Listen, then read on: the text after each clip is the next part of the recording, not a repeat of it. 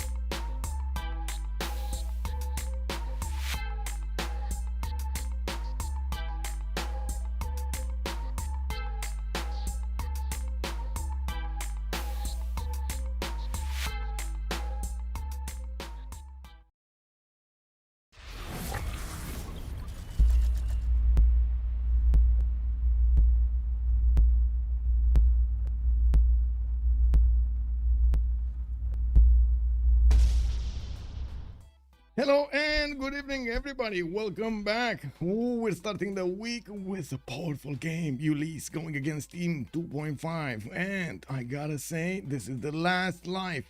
We do have three games, a possible three games here. Best of three series going on here. And I do want to also take off the team labels from last night. I'm sorry. And also this. Oh my god, everything was so quick.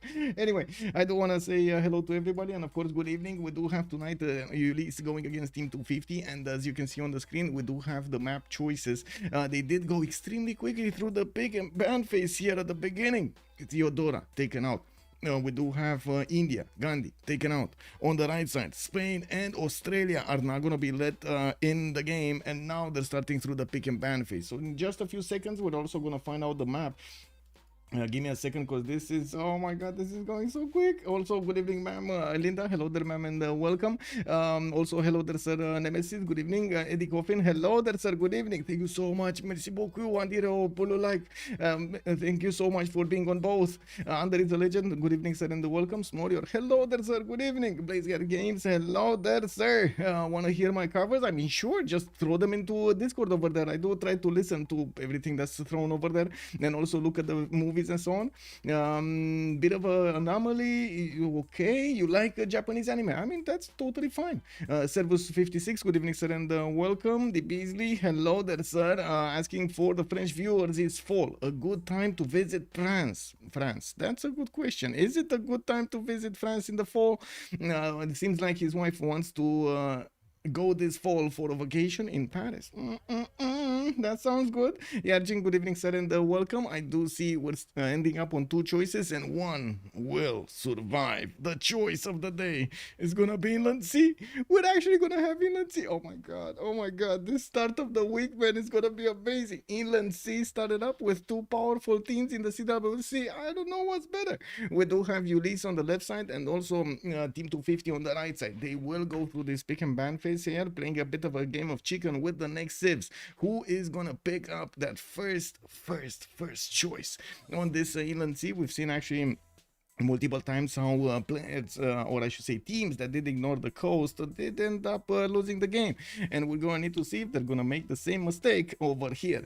I do see Fortuna Belly, hello there, sir, and welcome. Ponuki, bonsoir monsieur, bienvenue. I do also want to mention a big disclaimer over there about what I said earlier. Well, we might actually see somebody proving us wrong, right? Proving the rule wrong. You can ignore the coast. Let's actually see if they can actually do it.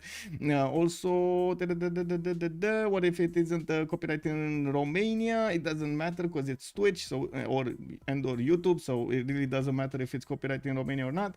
Linda didn't tend to be no problem. I mean, I can take a criticism, of course. I do try to improve as much as I can the music, and it just takes, I guess, it is what it is. What comes in goes out, I guess. Hello, sir. Anyone seen the Wild Reina buff? I did see a few of the patch notes. Didn't get to actually do the movie in the last 2 hours, since the players did actually synchronize schedule this game tonight. I was like clicking buttons, the graphics, the website, that. It is what it is. This, you gotta do what you gotta do. Also, I do want to say hello to Lancer Evo. Good evening, sir, and welcome. I did notice there was a bit of a discussion because Fortuna Belli did manage to pick up that first promotion. Good enough with my hair closing. Hello there, sir. Alcohol Parrot. Also, good evening, sir, and welcome. Love the emotes, man. Love the emotes. Also, let's come back to this pick and ban phase. It looks like they did go for a few more choices. We do have Dido being taken out by Ulyss on the left side and Chandra Gupta. On the right side, looks like Portugal and Norway are gonna be the ones taken out. That's Kongia Norway. That's the big Norway.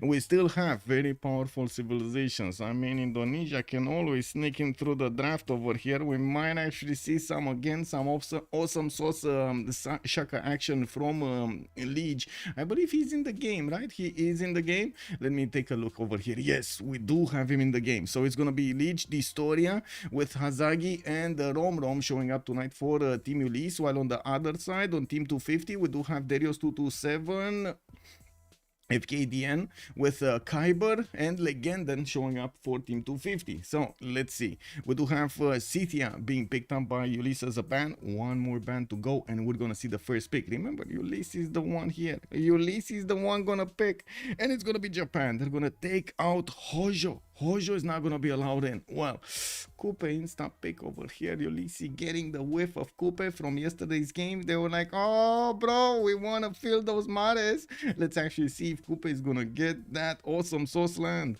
Now, we do have Team 250 also needing to counter this with 2 civilizations. And this is the big question, right? This is the big question. Will they counter the seas? Boom, Indonesia showing up immediately on Team 250. We do have Genghis Khan also. I mean, you know, you gotta be brave to actually be a coastal nation next to Genghis Khan. I'm just gonna say that. You gotta be very, very brave. So let's see if Team Ulyss is gonna manage to get one of those for themselves, one of those nations with powerful damage.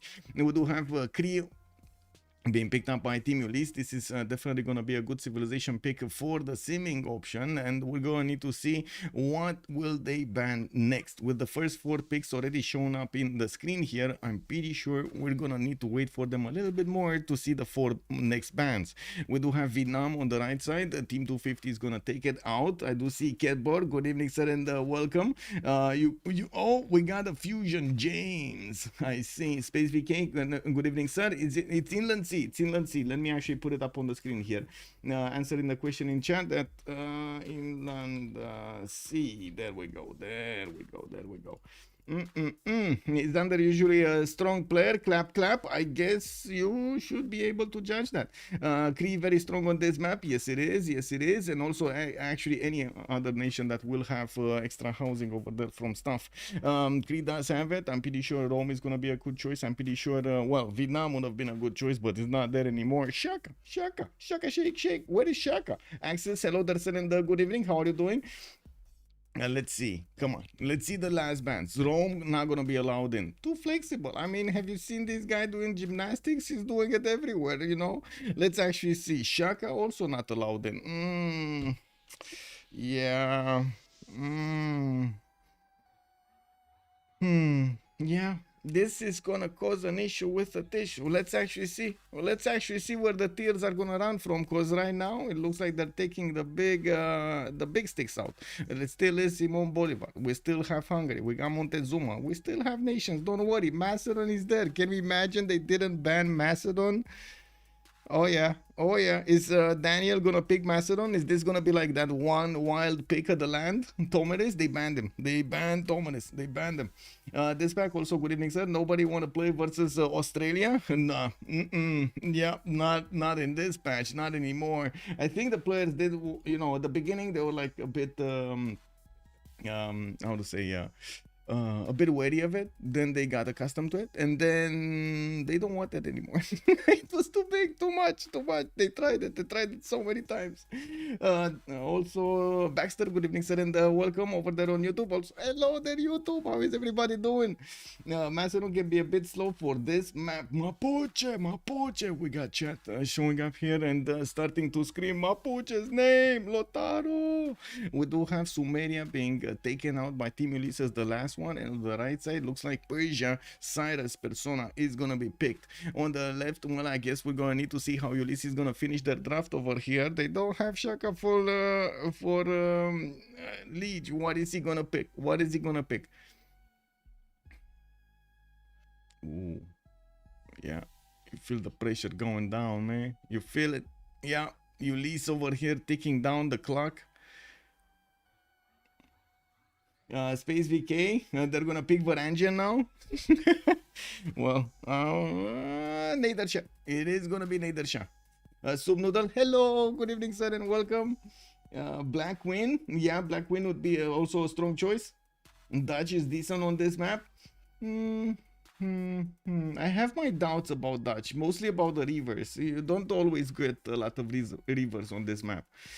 Persia is strong on every map. Persia is strong on almost every map, I would say. Archipelago is not as strong, but most every map. We do have the last choice for Ulyss to be chosen, and let's see what are they gonna pick. They're definitely running down the clock, trying to take a look at their choices and see if anything matches. We might see some wild choices here, like Basil the Second or something like that. Chat is definitely going the safe way, like something like Catherine de Medici, the Black Queen. There we go, or Simon Bolivar could be ending up here, and it looks like chat called and Ulyss delivered. We do have Catherine de Medici being picked up in Ulyss's roster. One more pick for Team 250. They are actually, I gotta say, they're well known for going a little bit out of script over here, for going a little bit out of the box from the normal meta. Let's see if today is gonna be that day when we're also gonna see something wild being picked up over here by Team 250. Like, I don't know, Arabia. Not saying it's good, don't get me wrong, like something wild. It just in my mind, it was like, that definitely is wild. Okay, Gran Colombia definitely makes sense. Good pick on this map. We do have good goal generation on both teams. I'm pretty sure housing is gonna be there. They do have unique improvements quite a lot, and we're gonna need to see the targets. And of course, like we've seen yesterday, have you seen that it's very important to actually be able to take advantage of all of the bonuses you have on your Civ and its timings, not only the bonuses immediately, but also when is that civilization of yours strong. You gotta think about it. You gotta push that exactly when they are, not to mention thinking about when is your opponent gonna be weak. You've seen yesterday how Theodora was attacked at the beginning. Corny didn't have a chance there, got one of his settlers taken, and then he just got Foro settled immediately. Gran Colombia was like on his doorstep, and such a quick time. Tanya, good evening, sir. Gitarja, good in this map? Yes. It's a very strong Civ on this map. Also, Gengishan, hello there, sir, and welcome. Bonsoir, monsieur Rafifi, bienvenue. We got Inland Sea. Yes, we got Inland Sea. Let's go. Also, what do we have here? Archipelago is the only map not for Persia, but it's the map for the Sea Nations. Yes. Okay. And we do have the players starting to move in their correct slots and also starting to get their civilization choices. I do want to close up the screen so we don't actually see any extra information over there that we don't need. And do double check this, we double check this, we got this. I actually wonder why both teams decided why just 1v1 on the sea. I'm actually curious if it's gonna end up to be a 1v1 on the sea. Usually you want to trade, right? You want to trade on those seas. So I would imagine there is going to be at least a second civilization from each team that will try to actually get his toes in the water there. We do have Rom wanting to go for Nadersha in the first slot. Darius is going to pick up Cyrus in the second one. Looks like Daniel today is going to get the Genghis Khan crown. We do have Hazagi also right next to him needing to pick something up. Distoria is going to go for Catherine de Medici. Liege is going to go for Poundmaker. We do have Legend and still needing to pick one up. And of course Kyber on Guitar. I think we're missing Gran Colombia and Indonesia, right? We're missing Gran Colombia and Indonesia, so I guess Legend. Okay, there we go. Hazagi is gonna be on Coupe. Oh, Indonesia is on Kyber. Never mind, I'm blind. Liege over here is gonna need to pick up Poundmaker. Then Legend then gonna choose something different. Do we have any 0MS to anybody? Let me double check to be careful. Okay. Trinda and Naval have both done votes. It would take hours to explain. There are many changes. There are many changes, yes. Can't do the difference between the 5A1 and the 5A9 beta. I'm kind of confused. I will need to actually put up, yes, I'm gonna need to put up an update video quite soon on my YouTube over there. Let me actually take a look over here and see if I can take a quick peek. But from what I understand, there are a lot of changes. Or are there a lot of changes? I see. Whoa. Beta 950B, that was a quick change. Okay. Let me actually ready up so they don't wait for me. And 59A, okay. 590A, all technology. Okay, so they increased technology cost. Okay, that's going to slow down the Flinquery Golden Ages. Increase to 30. Okay.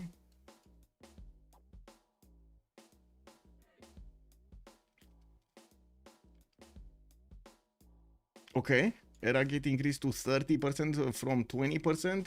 That means there will be more time or less time, because right now I think it's a bit confusing how it's wrote over here. The opponent when you're a civic tech behind a currentera, blah blah blah. Okay.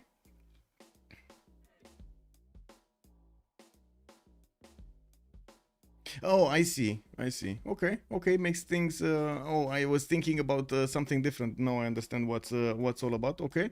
So they will have the era gate as a mechan. Well, they are explaining what the era gate is. They're gonna increase the cost of technologies that you try to discover that are way ahead of your time. Okay, that makes sense. Oxford University moved to urbanization. Okay. Sure.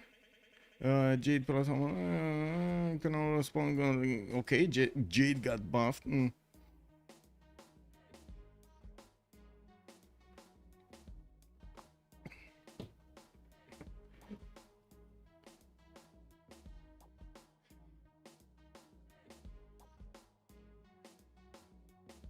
I'm a bit worried about the Bastion change. I was just getting to the Bastion change. But anyway, Rush to Nukes, GDR is slowed. Did you see the beta? I saw, I didn't actually get to see the beta, but yes, I will see it.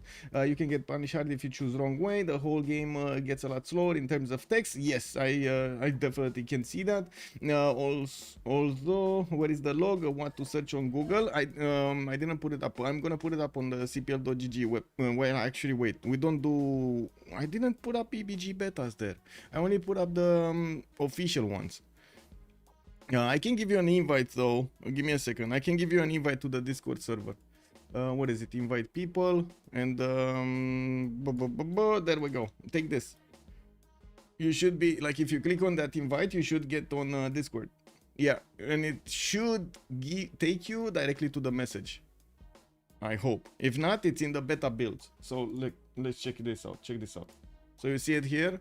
You enter the server and it's right at the top, the third channel. That's beta builds, and you're gonna see all of the changes over here from the 7th of July, from yesterday.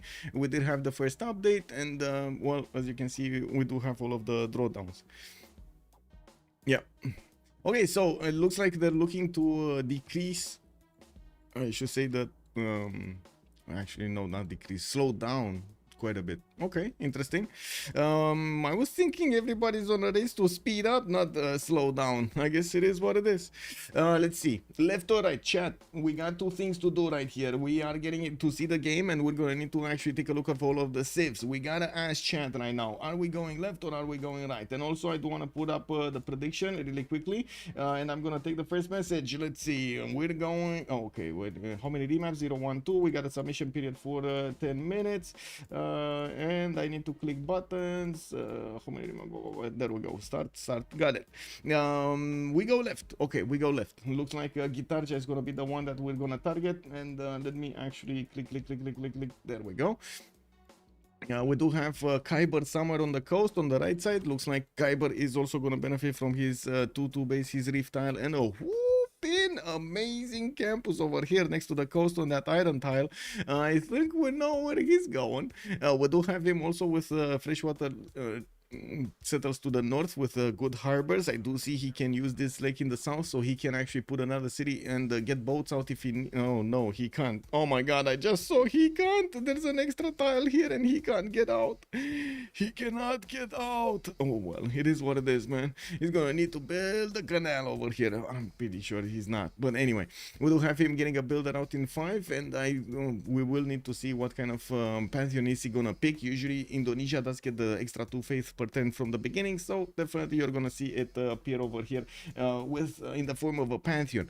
Now we do have Legenden also right next to him on the right side. Looks like Legenden is gonna have his cocoa tiles from around his city, 1, 2, 3, 4 over here, and I do notice he's gonna get the extra food from the bananas on the left side. Pretty good extra tempo there from the food. Horses in the second ring, but where fresh water? Like, okay, settle on the cocoa to the south, settle on the cattle to the southeast. That's 1, 2, maybe another 3, third city over here, and then a 4th city over here, and then fresh water non-fresh water everywhere. I guess it is what it is.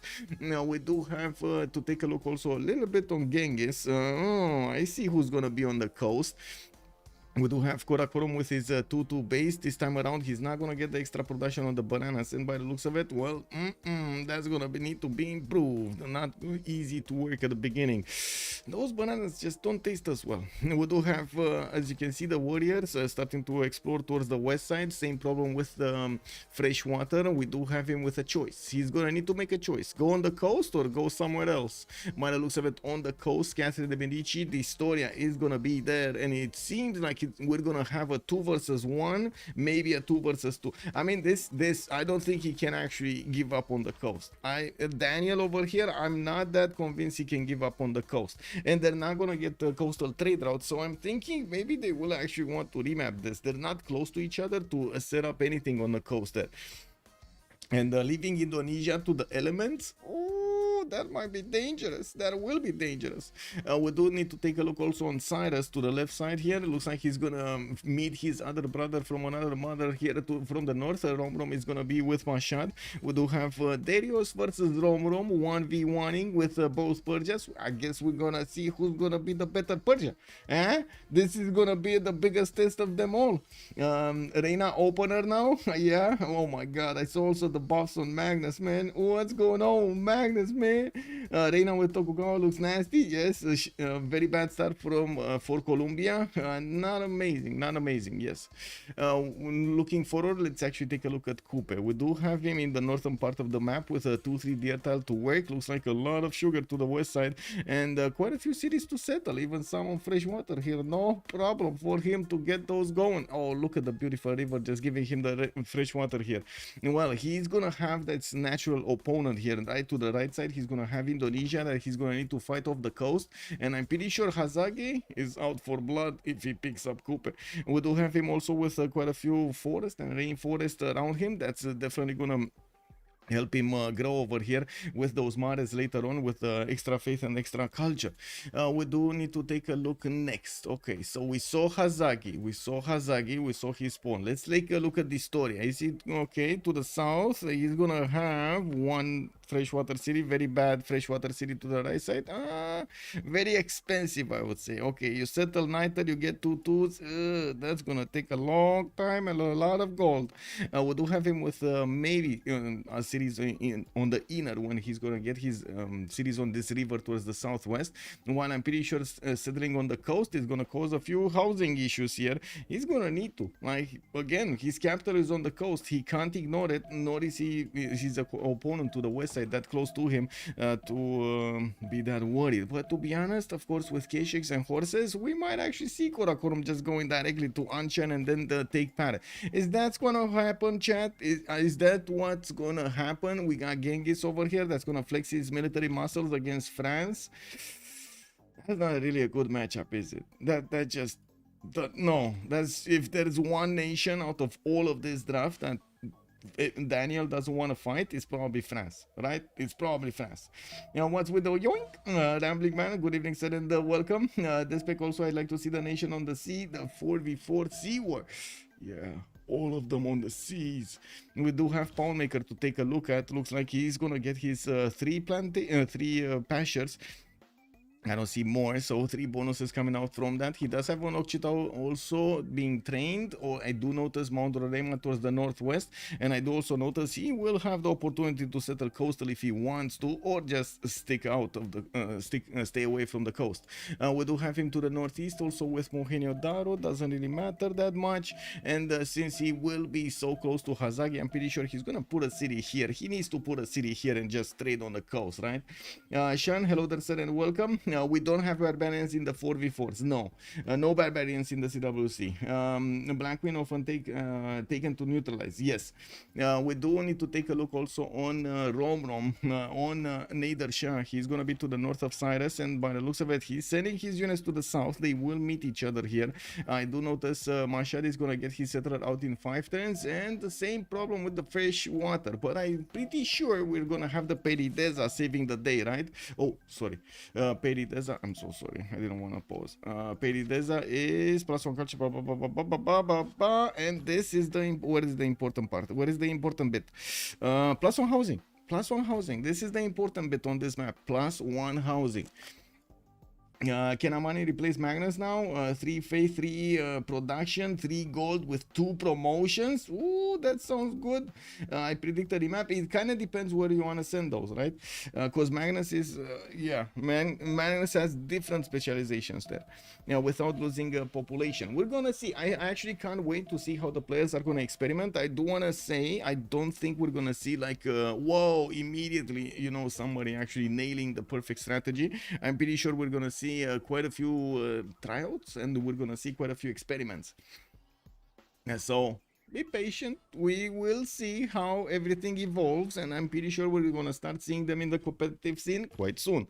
Magnus is back to being like vanilla. Not really. Wait, is it? Because I don't think I saw that. Well, maybe I saw something different than you did, but I don't think I saw that. I mean, 2.5 is gonna remap, I think. You might be right.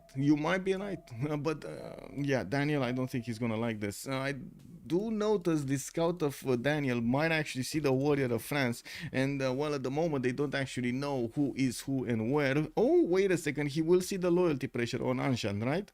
He will get to see the loyalty pressure on Anshan if well, he opens up the lens.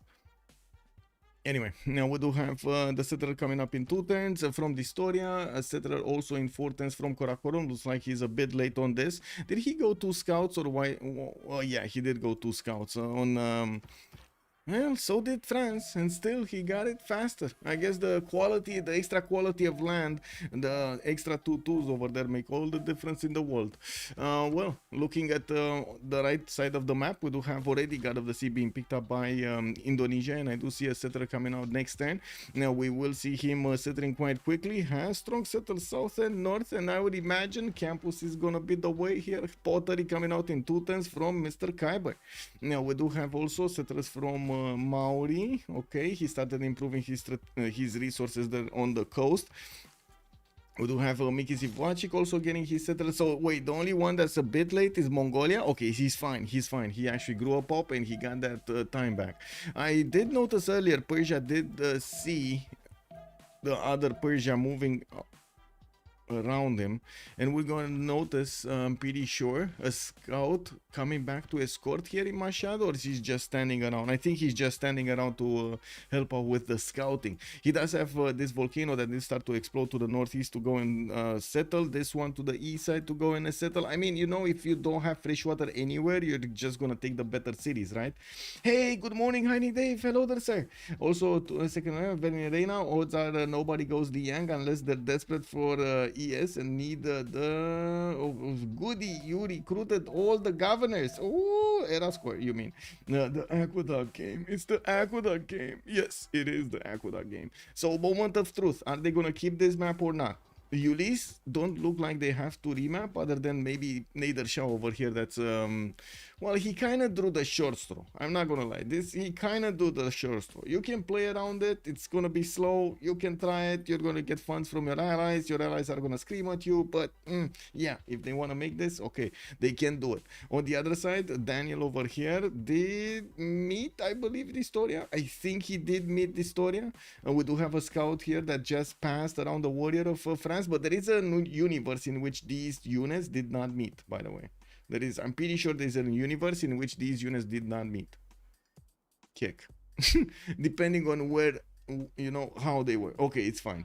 Actually, Mongolia, it looks like he went around this. Okay, makes sense. They met. Can you send the link to BBG beta changelog? Give me a second. Yes, there we go. You have the Discord link over there. Lack of freshwater expansion is not a technical. Well, it looks like both of them are actually gonna go for this remap. So next map is gonna be the map. Next map, we will know who will fight against whom, where are they located, and possible conflict zones. Shoot, yes. Kyber Sus, Flying Toilet, good evening, sir, and welcome. Hey, Flying Toilet, I heard you are farming lobbies in, how to say, how do you call them? The multiplayer lobbies? I heard you're farming the multiplayer lobbies. More rivers. Yes. Okay, so now that we know some answers, I'm gonna finish up the prediction. Give me a second over there. Choose outcome. Let's go for a one remap. There we go. And Jaina good for Liang. Get pyramids and 8 charges. Yes, 8 charges. Okay. Click on button, click on button. Ash, good evening, sir, and welcome. Can you put the team labels? Yes, yes, sir. Yes, sir. Give me a second. On the left side, we do have team 250. Let's put this up, and on the right side, we're gonna have Ulyss.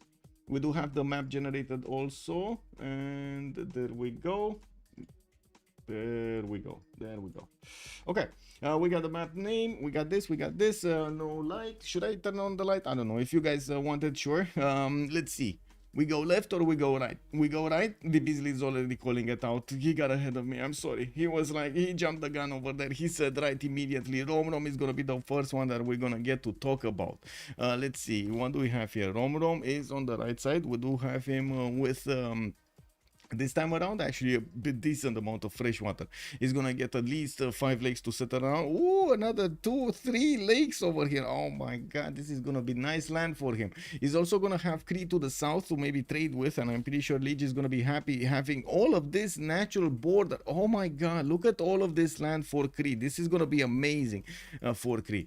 Of course, on Urobrom we will probably see him settle in place. I do notice he's gonna have his horses in the second ring, iron next to him. We also see some JTARs there to the northeast, and well, his second settles are not amazing. Dead Sea though will probably get settled at some point.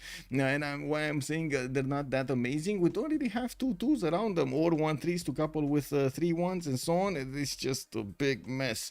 There is a city here that could be used, a city here that could be used. Let's see, how fast is he getting here? 1, 2, 3, 4, 5, 6, 7, and 8 to settle. Oh my god, that's a long time. Instead of this one, right, he will want to get a city over here and probably another city at some point over there. Oh my god, that's just terrible land. That's just terrible land. Now looking next, let's see on Poundmaker. We do have him to the south. Oh, Liege. 1, 2, 3, 4, 5, 6. Oh, okay, never mind. These are the plantations, so we're not gonna count them. It's only the camps and the pastures that I'm interested in for those internal trade routes bonuses. Looks like he's only gonna have like 3 of them. If he moves to the right one, he's gonna get 4, but he doesn't know. It is what it is. He's probably gonna stay in place. Not, I guess there is no reason that he would need to move on to that stone tile, other than the horse to the northeast and that he's not knowing about. Well, we do need to take a look here. When Liege is going to get his settle, I'm pretty sure he's going to be happy with the quality of land to the west side. Pretty strong settle on the right style. Another one over here. There we go. We do see him settling in place. We do have him with quite a bit of fresh water. Not that he needs it, right? Making ups are also going to be a thing for him. The unique improvement of Cree over here is going to be quite needed. And there are actually spots that he's going to get extra gold and or extra food. I'm pretty sure he can find some over here. For example, this one over here, extra food and extra gold. Unfortunately, it doesn't have an extra production on it. That's a bit of a problem. But anyway, I'm pretty sure if we take a look at a bit more around this territory, we're gonna find spots for him to get those going. His strategic resources are both in the capital city, in the one ring, in the first ring. And moving forward, we do need to take a look where Catherine de Medici spawned. Looks like off the coast this time. He's not gonna be coastal. The Storia is gonna need to make deal with these cities a bit further away than the coast than ideal. We do have him starting to explore the land to the west side. Pretty strong settle on that stone tile towards the northwest. Good rivers to the towards the east side to also get the settles, and a lot of territory to keep on settling to the east side. We don't have Coupe anywhere. Oh, there we go. That's Coupe. There we go. So we do have a possible 2 versus 1 against Khyber with Team Ulyss having the city of Paris, Catherine de Medici to the north of Indonesia, and also to the south, to the east side here, Hazagi on the same coast. Well, we might actually see Majapahit taken out at some point, or at least tickled a little bit. I'm pretty sure we're also gonna have Gran Colombia enter the war here, and there is a possibility that France is gonna get stopped dead in its tracks to get to the cities of Indonesia. Looking at Hazagi, oh, sorry. On the city of Paris, we do have strategic resources there in the north. Also, first ring, second ring horses to the left side. That looks good. Okay, well, taking a look at Coupe here, we do have Tehonianga Nuya Coupe with 2 turns to get his food out. Wow, get that population. We do have him with a 3-1-1 fish and a rice tile right next to him. Good settle, a second settle on the left side next to those spices. Yes, okay, doesn't have fresh water, but you know, lighthouses. We do have to the right side fresh water and quite a few cities that he can settle. At least 2 that I can see in this east side. Well, I'm pretty sure he's gonna try to settle some inlands. The priority will be to get those on the coast, especially with Indonesia next to him. He can't ignore the caravel timing. He will need to do something about Indonesia here. Now we do have Tehonianga Nuya Coupe also with the iron tile very far away. That's 30 rings out. We also see him with no horses. Unless he settled on horses, there are no horses over here. I would imagine he settled on horses. I want to imagine that, but I guess until he gets animal husbandry, we won't know. We do have Cyrus also on the coast, which is a bit of a surprise. We do have Pasagad on the east side of the map. Again, he's gonna have his other brother here, Mashad Nader Shah on the right side, and it looks like there will be a mountain ridge separating them. Well, that doesn't really stop the, you know, mountain tunnels, right? No, I'm pretty sure we're going to need to see some cities being settled next to the mountains, and I'm pretty sure he's going to need to take care of this north. We will see possible armies from Persia, possible units, like even some at the beginning to do some kind of mischief against Persia, or maybe later on when they are gonna need to push. We do have Darius 227 also with the amazing ability to go for the caravel timing, because well, this mountain range is gonna give him enough defense, and I'm pretty sure he's gonna be quite happy to settle a defensive city, a bastion over here towards the northeast. A bit unfortunate that his coastal cities don't actually have a lot of fresh water. I can't really say they're amazing, but I do have to say they look much better than cities of Nader Shah. Like, I'm pretty sure these, even if they're on the coast, they look much better. They have much better tiles around them than we do see on Nader Shah, right? Like, come on. Like, look at this land, man. Look at this land. This is just a single 2-2 over here in the north, a single 1-3 in the northeast, a single 1-3, and a single 2-2. Are you kidding me? That's a problem. Anyway, we do need to take a look next on his strategics over here on Persia. We do have Pasagarde benefiting from both iron and horses in the second rings, and of course he's gonna get them relatively early improved. We do have him also with quite a few pastures in the south and getting scouts out so he can start exploring. Well, moving forward, Genghis Khan, let's see. Oh no, not this, sorry, this is wrong Genghis. Karakorum, we do have Daniel, okay, with a Great Barrier Reef to the northwest. Well, it looks like he might actually enter the fight if his allies are gonna call for it. We do have him next to Kree. Oh, this is gonna be terrible for Kree. I think we know what Daniel is gonna do this game. Right? I think we know what Daniel is gonna do. His sole mission in life is gonna be not let Kree do what he wants, basically. He's gonna be over there mirroring Kree as much as possible, trying to get those units in and trying to take the cities of Kree. I don't think Lich is gonna be happy about this. I'm just saying, man, the Genghis Khan next to him, not the best ideal scenario. Now, Coupe may have moved for some reason. Yes, I guess he might have moved. I don't know. He's in a good position to grief Coupe as well. Yes, and I do want to point out Coupe did not go for the, how to say, the river settle. Skazel, good evening, sir, and welcome. The benefit of having one really narrow ocean starting in the middle of it doesn't lead to the typical turn 3 Coupe settle that you usually see. Woo! Pangea. Okay, let's take us Elephant said. Oh, Elephant guy. Hello there, sir. Good evening. Both teams use token. Yeah, both teams use token. I did finish up the prediction over there. We're just gonna need to take a look at Simon Bolivar and Guitarja. So we finished this a roundabout of the civilizations, and then we're gonna put up the predictions. We do have a settler in Bogota in 3 turns coming out. Looks like he's gonna get some fresh water in the south west side. Looks like Mount Kilimanjaro settle. Ooh, baby, 4-2 settle over here. Well, I guess it's gonna be a 3-2 settle when he's gonna take out the rainforest, right?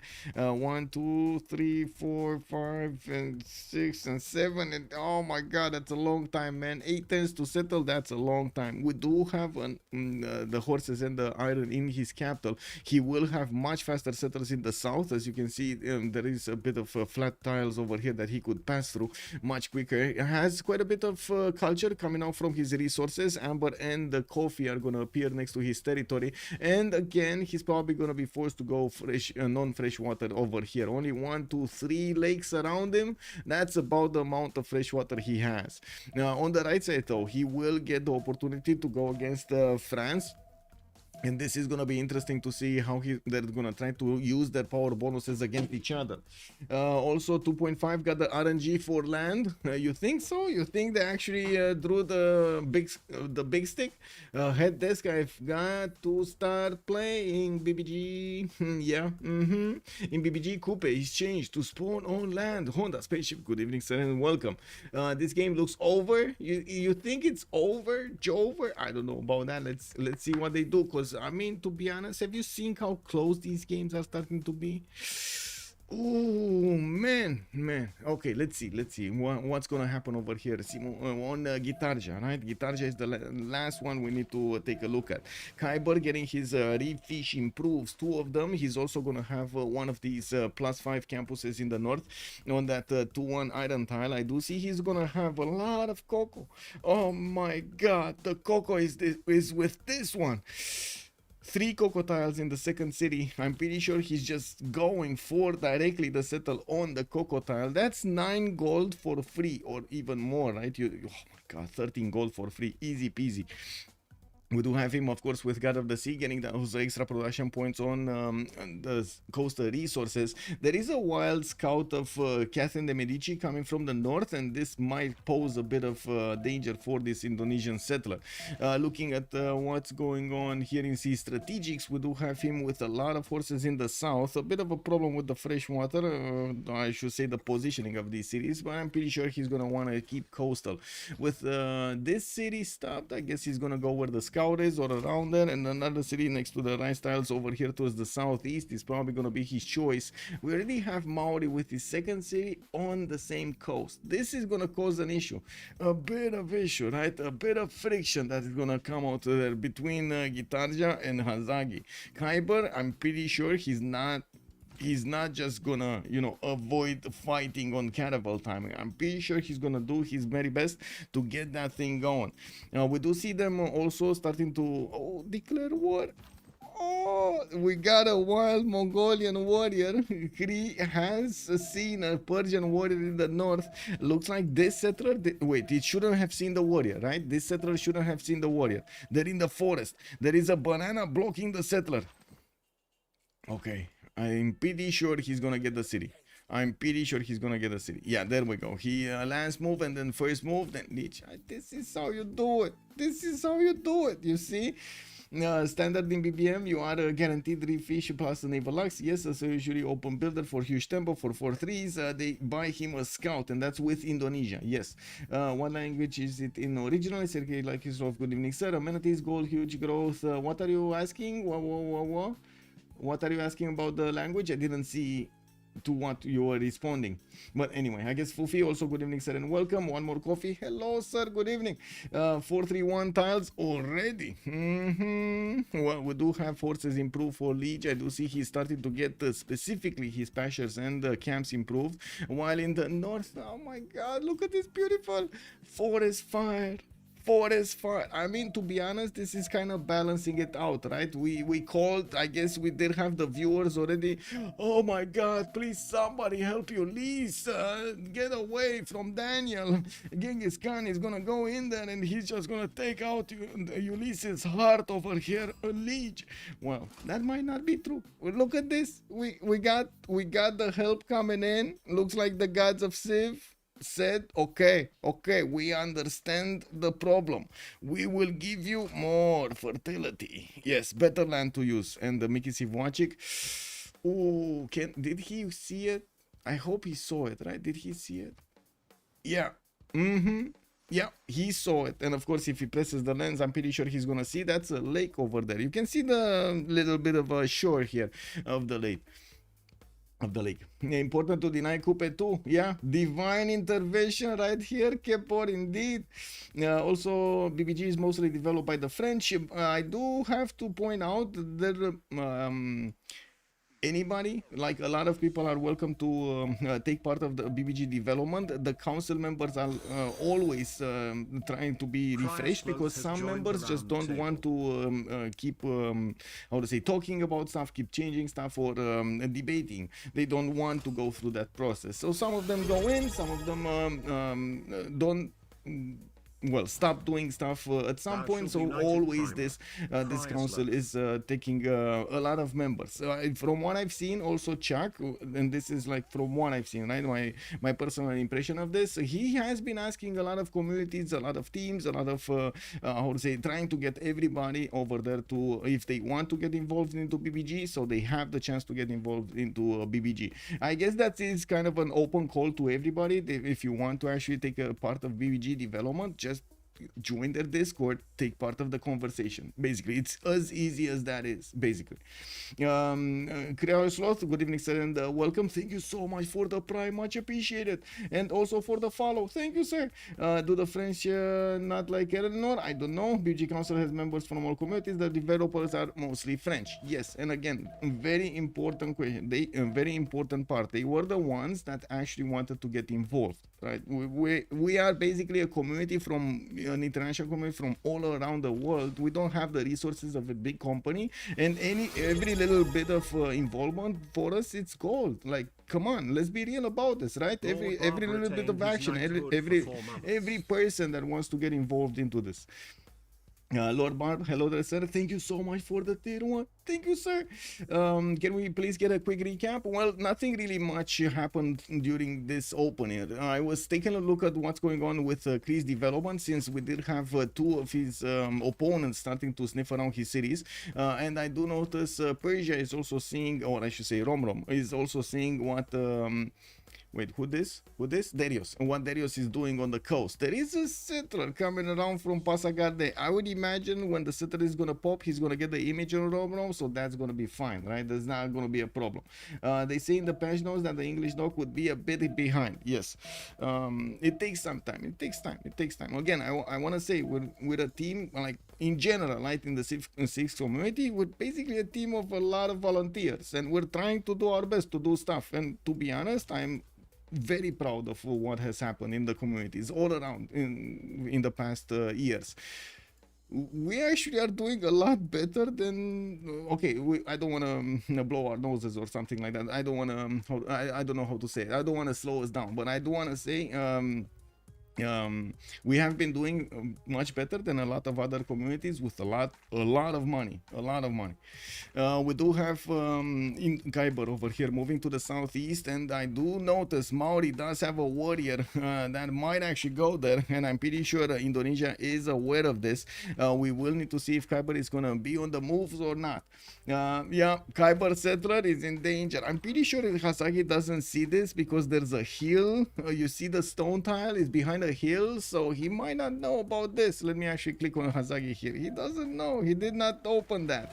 Khyber over here looks like he's gonna get a slinger, and I do notice he's gonna expose the settler next to the scout. We do have Hasagi moving in. Powerful I9. Is this gonna be the shift enter versus I9 kind of thing over here? And the shift enter wins. Khyber is gonna get his settler around the warrior. Okay, well, next question is, where are you gonna settle? You're not coastal anymore, Khyber. Are you gonna settle off the coast and get a harbor out there?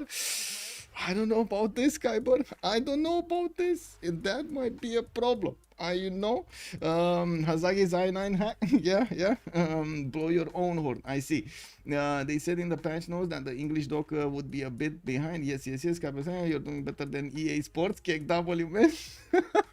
Hi, Nick Dave. Yeah, indeed. You can link and go to the rice, but it's risky. Yes, I would imagine Hazagi over here is not happy, and Hazagi is probably gonna want to tap this scout. Let's hit the round. Let's actually see. Is he gonna do it last second? He's gonna need to tap it, right? There's no other way. He needs to tap it.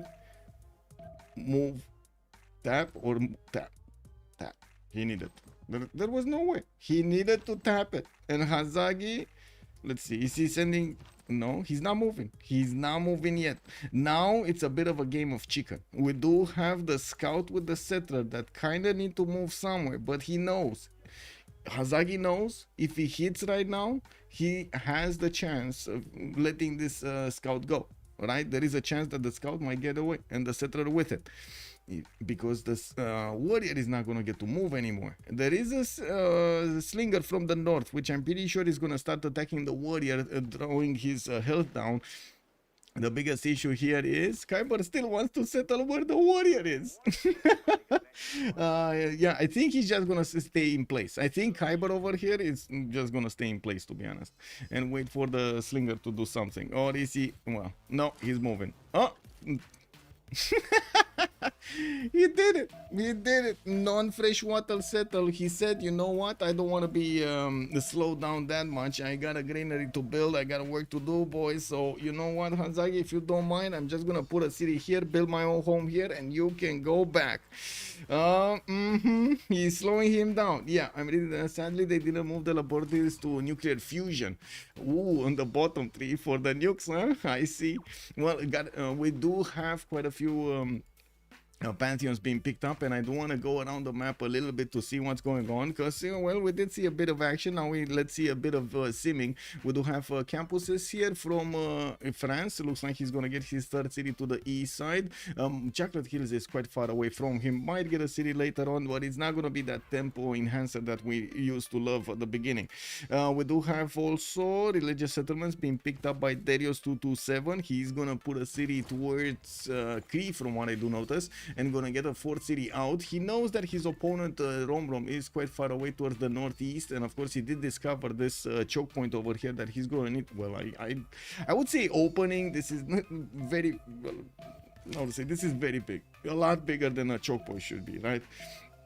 The choke point is actually to the south, and I would imagine the marble tile is gonna get settled over there for that extra culture and amenity. We do have Cree Slingers actually getting bullied. We do have Mongolia. Daniel, I think he's giving a taste to Ulyss, to Leech, of what's gonna happen over here. We got Daniel not waiting around for you know, big units. Well, who needs horses if you can take them out with just warriors? And he did just that. There was a sling on the horse. There's no more sling on the horse, and of course, like a big man, he actually forward settled his opponent, so he gets his units as quickly as possible. You know what would be the biggest disrespect ever? If he gets another city here. Can you imagine, like, putting another city in the face of his opponent and getting to connect it with the trade route? We do have city patron goddess also picked up by Mongolia. He's gonna get his triple encampment set up here, and I do notice Leech did put an Okchita on one of his encampments. He said no to it, but I guess the slinger is gonna have something to also say about this. We got a few scouts moving around, of course.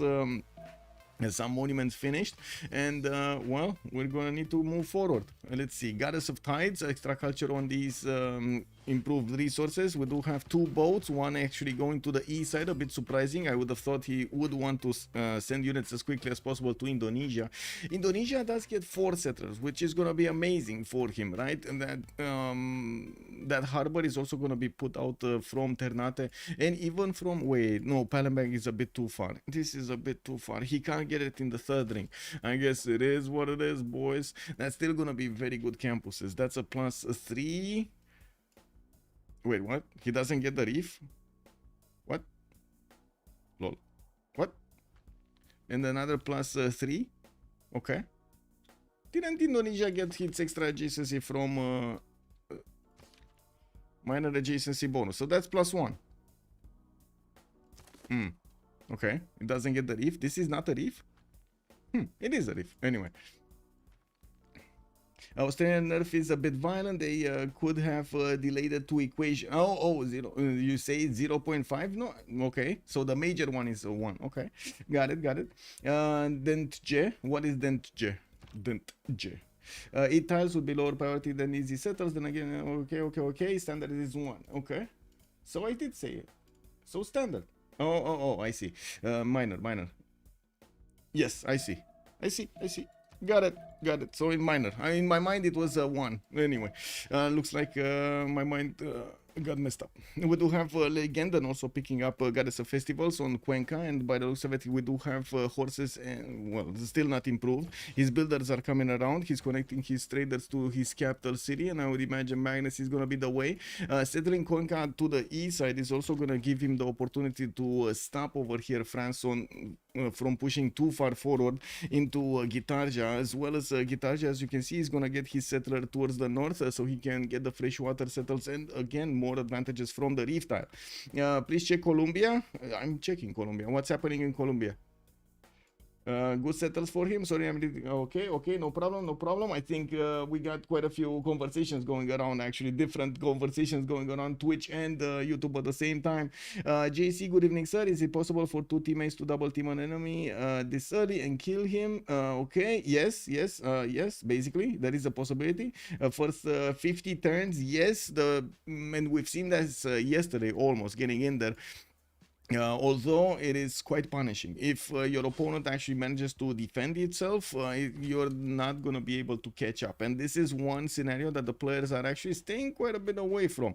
They don't want to, quote-unquote, fully rel themselves. Although some sacrifices are needed. And of course, we've seen Alexis Krem, for example, with Shaka, slowing down Tokugawa a few days ago as much as possible. We've seen yesterday also HOH just going all in. Gran Colombia sacrifice against Theodora to keep him low. And also his Mapuche neighbor that, oh my god, sent so many units everywhere. Like that's how we are expecting here also things to happen, especially against Kree.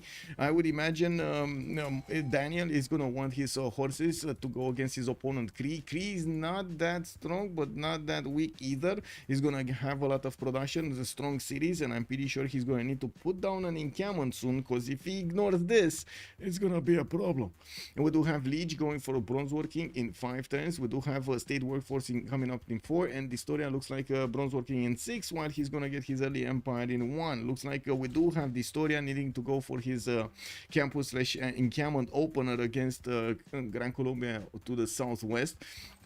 Indonesia gonna put one of his warriors far in the north, so he can actually smell those units coming towards him. I do notice he's also pushing back the Maori warrior back where he came from on the east side. While there is a Maori galley coming on the way, it's fine. We do have Indonesia here with the ability to close this show quite nicely. He does have a reef coast there. That's also a tile that he can acquire and get some extra heals on the galley tile. Now on the galley, I mean. Now we do have harbors also being placed down by Maori. 3 cities at the moment, with a 4th one coming out soon. It looks like he's gonna go for maximum amount of cities over here. Could easily use this in between, the tiles in between, for quite a bit of stuff, like government plazas, campuses, and so on. And we're gonna need to wait and see exactly how he's gonna go. Actually, Government Plaza would be better here, so he can get very good 2 campuses. Anyway, Moksha in Machapahit. We do have Palembang also finishing up the campus with a monument coming out in 2 turns. I do want to take a look here, because Persia was, or I should say Nader Shah, Rom kind of had the worst spawn of them all. He's actually gonna get the city that Kree should have built. Wow, okay. He's actually getting the city that Kree should have built on that awesomeness of 4-3 tiles, 3 3s, 3 3s, 3 2s, 3 2s. Ooh, that's a bit, that's interesting. I mean, honestly, I wasn't expecting this. I can totally get it why Rom is gonna get that settler, right? He's kind of late on this, and his land is just not that good. This is definitely a good thing for him. Although at the same time, I would say in this situation, it kind of feels like Kree needed a little bit more help, doesn't it? Doesn't it feel to you like that? Come on, chat. Come on. What's the feeling? They could have at least moved 1 production, Fusion 1 February 2. Fusion, good evening, sir, and welcome. Ternate secretly moved inland. Yes, they are giving the Sim series to Persia, Leech going Pingala internals, and W that I'm calling game. Honda Spaceship already is seeing that Leech is actually gonna try to go for a little bit of science from his Pingala to try to keep up with his opponent in terms of technology, and I'm pretty sure this is gonna be a problem. This is a heavy decision in the game, just like Honda Spaceship is saying. This will move Kree into a total different direction from his usual path. We do need to also wait to see if Romrom is gonna manage to do the same here, because looking at this territory, I have a few doubts that he's gonna be able to get these cities shining just as others are. Well, I guess who are the others that are gonna outshine him? Gran Colombia? No. I mean, come on, man. Come on, man. That's not gonna happen. Indonesia is gonna be locked in a war with Maori. We do have Catherine de Medici, maybe. I mean, Catherine over here will have a lot of good territory. His continent split, let's see. Okay, same continent, so he can defend the west side, no problem. Oh my god, the Guard Imperials are giving him the bonus for all of the Grand Colombian cities. All of them. Even if he wants to keep on settling, all of them are gonna be on his continent. That's one of the weirdest continents I've seen. Now we do have God of the Forge also chosen by France. Looks like he's aware that he's gonna need to train quite a few units here. Craving for a pizza right now. Oh my god, that was the first thing I did today. Nemesis, first thing I did today. Well, first thing I was, take a shower and wash basically. But anyway, second thing was actually try to go and get a pizza from a store nearby. I was like, oh, so good. Just sitting over there, 36 degrees outside, eating that pizza, spicy pizza. Oh, beautiful. Pizza for breakfast, yeah, why not? France, well, I mean, it's not really breakfast when I'm waking up, like I have my schedule a little bit desynced from the usual schedule in Romania. Pizza sounds amazing, especially with a cold drink. Exactly, I was thinking the same, lemonade over there. Amazing. Anyway, we do have government plazas coming out from Hazagi. I do want to take a look at the city-states. Bandar Brunei with Mogadishu for the trade bonuses. We do have, let's see, what do we have here? Bandar Brunei over here and Mogadishu over here. So basically each team will have one, and of course Mongolia might actually just take Mogadishu, because why not? We do have Rapa Nui with Antananarivo for the culture bonuses. I do see Vatican City, the only one for religious bonuses. Granada and Preslav are gonna give them some military bonuses. Geneva, Hattusa, and Fez are gonna get the science bonuses for them. Where is Geneva? Geneva is here. Okay, we do have Hattusa that is over here, and that's gonna be easily taken out, and Fez is over here. Not that easy to take out, but I guess two nations can get to it if they actually flex a little bit. Looking at also Darius, we do have him on 4 cities, and I do see him starting to get his builders out. He's almost touching borders with Cree. Do you see how close it is? Just a mountain separating these tiles. He did manage to get the banana. Well, that was no danger of being picked up.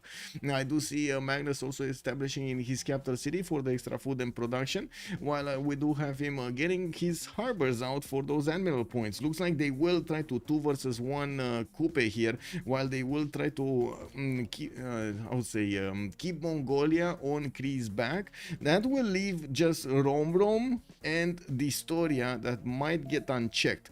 The question is how aggressive Gran Colombia will be against France. This is my main question. How aggressive? I do want to point out France did start up with campuses. He's not going to have that much gold for quite some time. He's on 3 gold right now, and he's definitely going to need the next population level and also the technology, right? He needs currency to actually put those down. Going for his government plaza and getting the getting to 1 turnet, also starting to improve a few amenities. The fact is he does have access to another continent to the right. It's quite easy to get more amenities. Paul for a win? Yes sir, soon. One is Ternate building. Ternate did build a granary, and I do see it right now going for a builder. Wow, he can't even grow past 3 pop, man. This is so sad. This is such a sad city. But where's the granary? Wait, he stopped to get the... What? He doesn't have... Wasn't he building a granary? Wasn't he putting a granary? It's fine. He has 3 foot chops. He can come back. Papas, good evening, sir, and welcome. Also, Victor, can you try to wait? Victor is asking us a question here. Can you try to explain why he put in Camon on Cattle instead of an empty tile where we see Niter as a spectator? In Camon, whom? P96 has joined the round table. I don't really think it was that big of a... Wait, here? Oh, here. Okay. I think it was random, actually. I think it might have been just the tile that the city grew. If I'm not mistaken, I think it was just the tile that the city grew. Or did he buy it? Maybe he just... I don't know. I guess... he's thinking maybe later to put some aqueduct/industrial zones next to it, but come on, let's be real about this. He's gonna go full war against his opponent. Who's getting to industrial zones when you're only pumping Kesheks, right?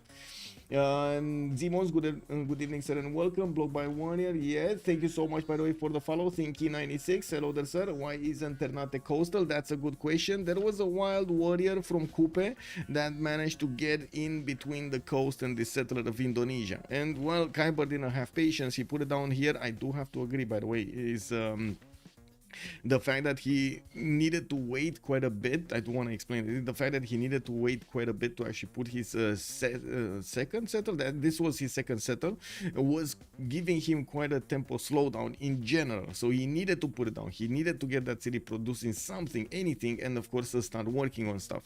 I'm pretty sure he's going to be happy just putting harbors outside of the city on the coast. That's not going to be an issue. He just needs to buy out that second ring tile, and that's fine. Also, give me a second to reposition. If you think Michael should have casted under Civ game instead. Wait, whoa, there was an under Civ game? I mean, call me, bro. Ban Inland Sea. Yeah, let's go. Next time, not this time. I do have to say it's gonna be banned next round anyway, right? They played it once, so they're not gonna get to play it again. I do want to take a look here. Maori getting his lighthouses. Of course, internal trade route's gonna be the way. Moksha and Bingala establishing there. Looks like he's going Warlord's Throne. Classic setup to try to get to caravels as quickly as possible. We do have Hazagi on 39 points of production. And check this out, he's actually lower than Gitarja's 44.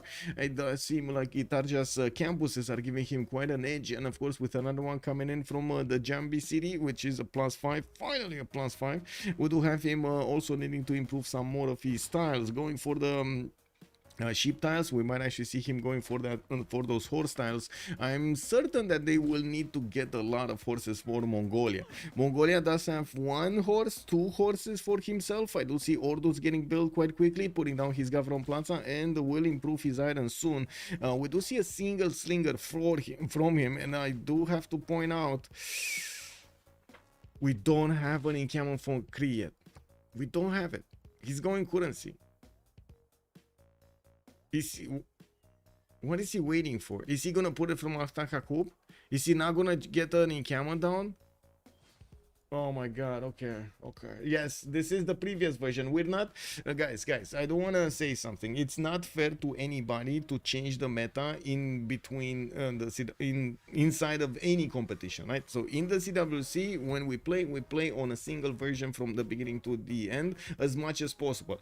Especially if it comes with a lot of baggage for different metas. As much as I would like to see the players adapt extremely quickly to this, I don't think it's fair to them to not give them the time that they will need to actually, first of all, try to fix any issues that BBG will have.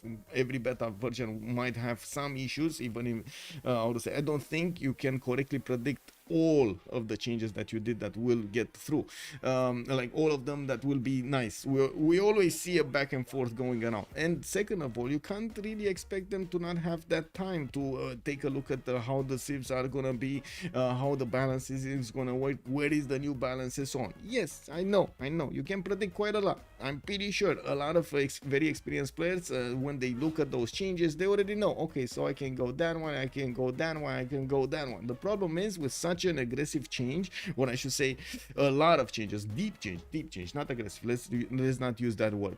A lot of deep changes are going to be done to the game. I'm pretty sure they will need a bit of adapting time, and of course we're going to have the finals in just a few weeks. We got in the semi-finals We do see how to say Ulyss going against team 250. They will need to go, the winner of this will need to go against how to say the loser of the next best of 3 series between HOH and COC. They do have one more game to go, and we're gonna need to see who's gonna actually go forward into the finals, and who's gonna have another chance against the winner of this series.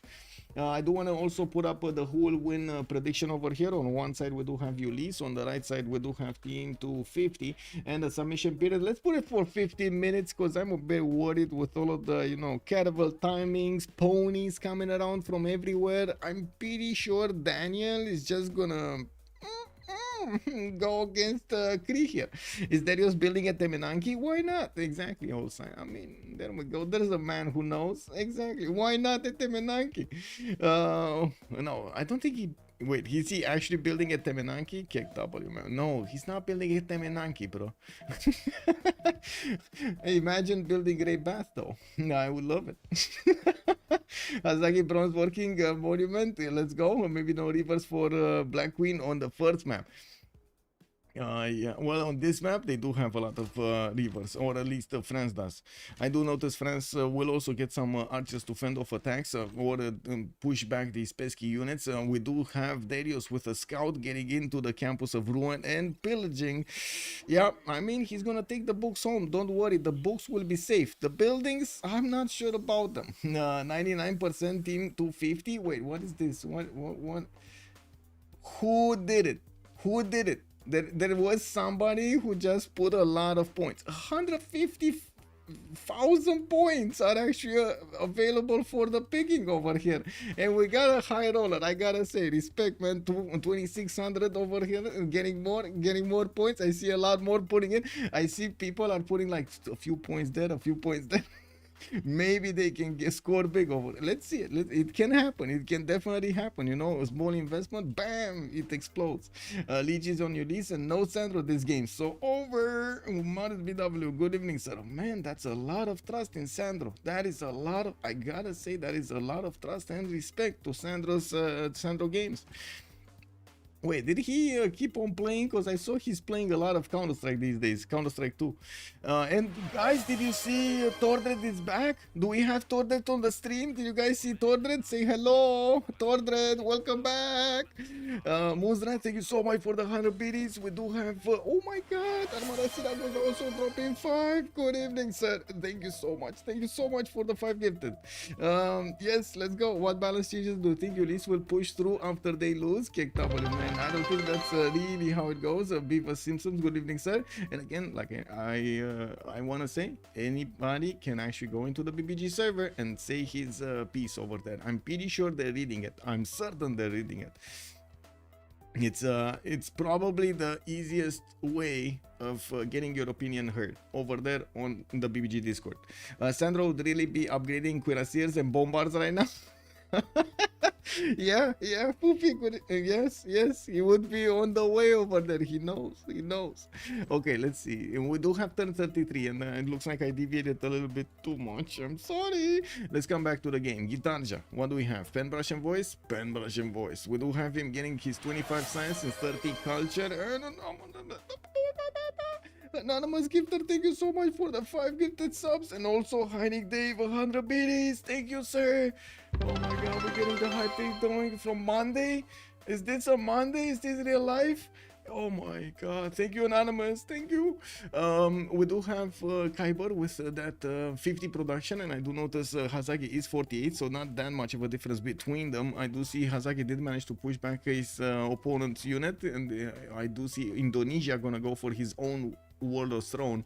We do have Legenden also with only 7 science and 16 culture. Looks like he has serious issues getting his commercials down at a good moment in time. And we do have a fourth city coming out to the southeast. Old Triangle, thank you so much for the 100 biddies, also much appreciated, sir. We do see at the moment Legenden with his 4 cities. He's not gonna make an army to go against his opponent, even though he does have his commandant general. It's probably gonna be all horses on Mongolia here. At 623 has joined the round table. ADP, thank you so much for the follow. D-Spec, thank you so much for the follow, sirs. 100 biddies, thank you, much appreciated. Beasley, thank you, sir. No, the first project is This in. We pack do has have joined the Mongolia round table. actually managing to get his first general, Hannibal Barca. Looks like Kree is putting in the card for the generals, and I do see him finally putting down the encampment in Takakop. One is Daniel cooking. Yeah, Daniel is all in. He's three. Oh my god, look at this. Look at this. Three encampment training projects. He wanted to do 3 encampment training projects. Is anybody on this map gonna get a general other than him? Looks like France wants to get one and Kree wants to get one. Is he gonna take all of them? Can you imagine taking all of them? I mean, to be honest, in this meta with the bonuses that you have on those generals, it might make sense. You get a free trebuchet, you get a free book, you got some extra bonuses on yours. Makes sense, no? Michael. Tobizi, thank you so much for the prime, also for the 12 months. Thank you so much, sir. Much appreciated. Looking at Daniel with a pen brush and voice golden age, 12 science and 27 culture, he is soon, well, gonna reveal to us if he's gonna be the one not letting Kree getting his general or not. Kree is taking it slow. He's getting other settlers going, you know, other builders. Looks like he is starting to improve some of his tiles here. We do have horses with God of Open Sky bonuses for the extra culture. Looking at Darius, we do have him with a 5th city soon moving towards somewhere. We do have a Gavron Plaza also coming out in 2 turns from Pasagade, and I do have to say we do have a lot of lighthouses. That means, well, he's gonna get a lot of admiral points, 3 points over here per turn for Persia, while I do see Maori is on 3.4 and Indonesia is on 2. Mongolia did manage to get the first general. He might get the next one, and if he does manage to get all of these projects that he's proposing himself to get, I'm pretty sure he's gonna get all of them. He's actually getting all of them. Beautiful. That's just beautiful. Guys. There was a suggestion quite a while ago that I should put something over here to reward big brain moves. Should I actually just name it like that, big brain? So like we got the Civ6 and then we can put up big brain, right next to it. Can we do it? Do we like it, or do we have another name? It needs to be short. Brain, I'll say big brain, it's kind of long, to be honest. It needs to be like 5-6 letters. Now might as well hand the settler KW. Anyway, I do see Kree. Well, yeah, he's exposing that city to Mongolia. I mean, I did tell you that Mongolia is gonna settle a city there. I didn't mention whose settler is gonna be, right? Yeah, Civ Chad move, that's how we call it, Chad move, but that's like 8.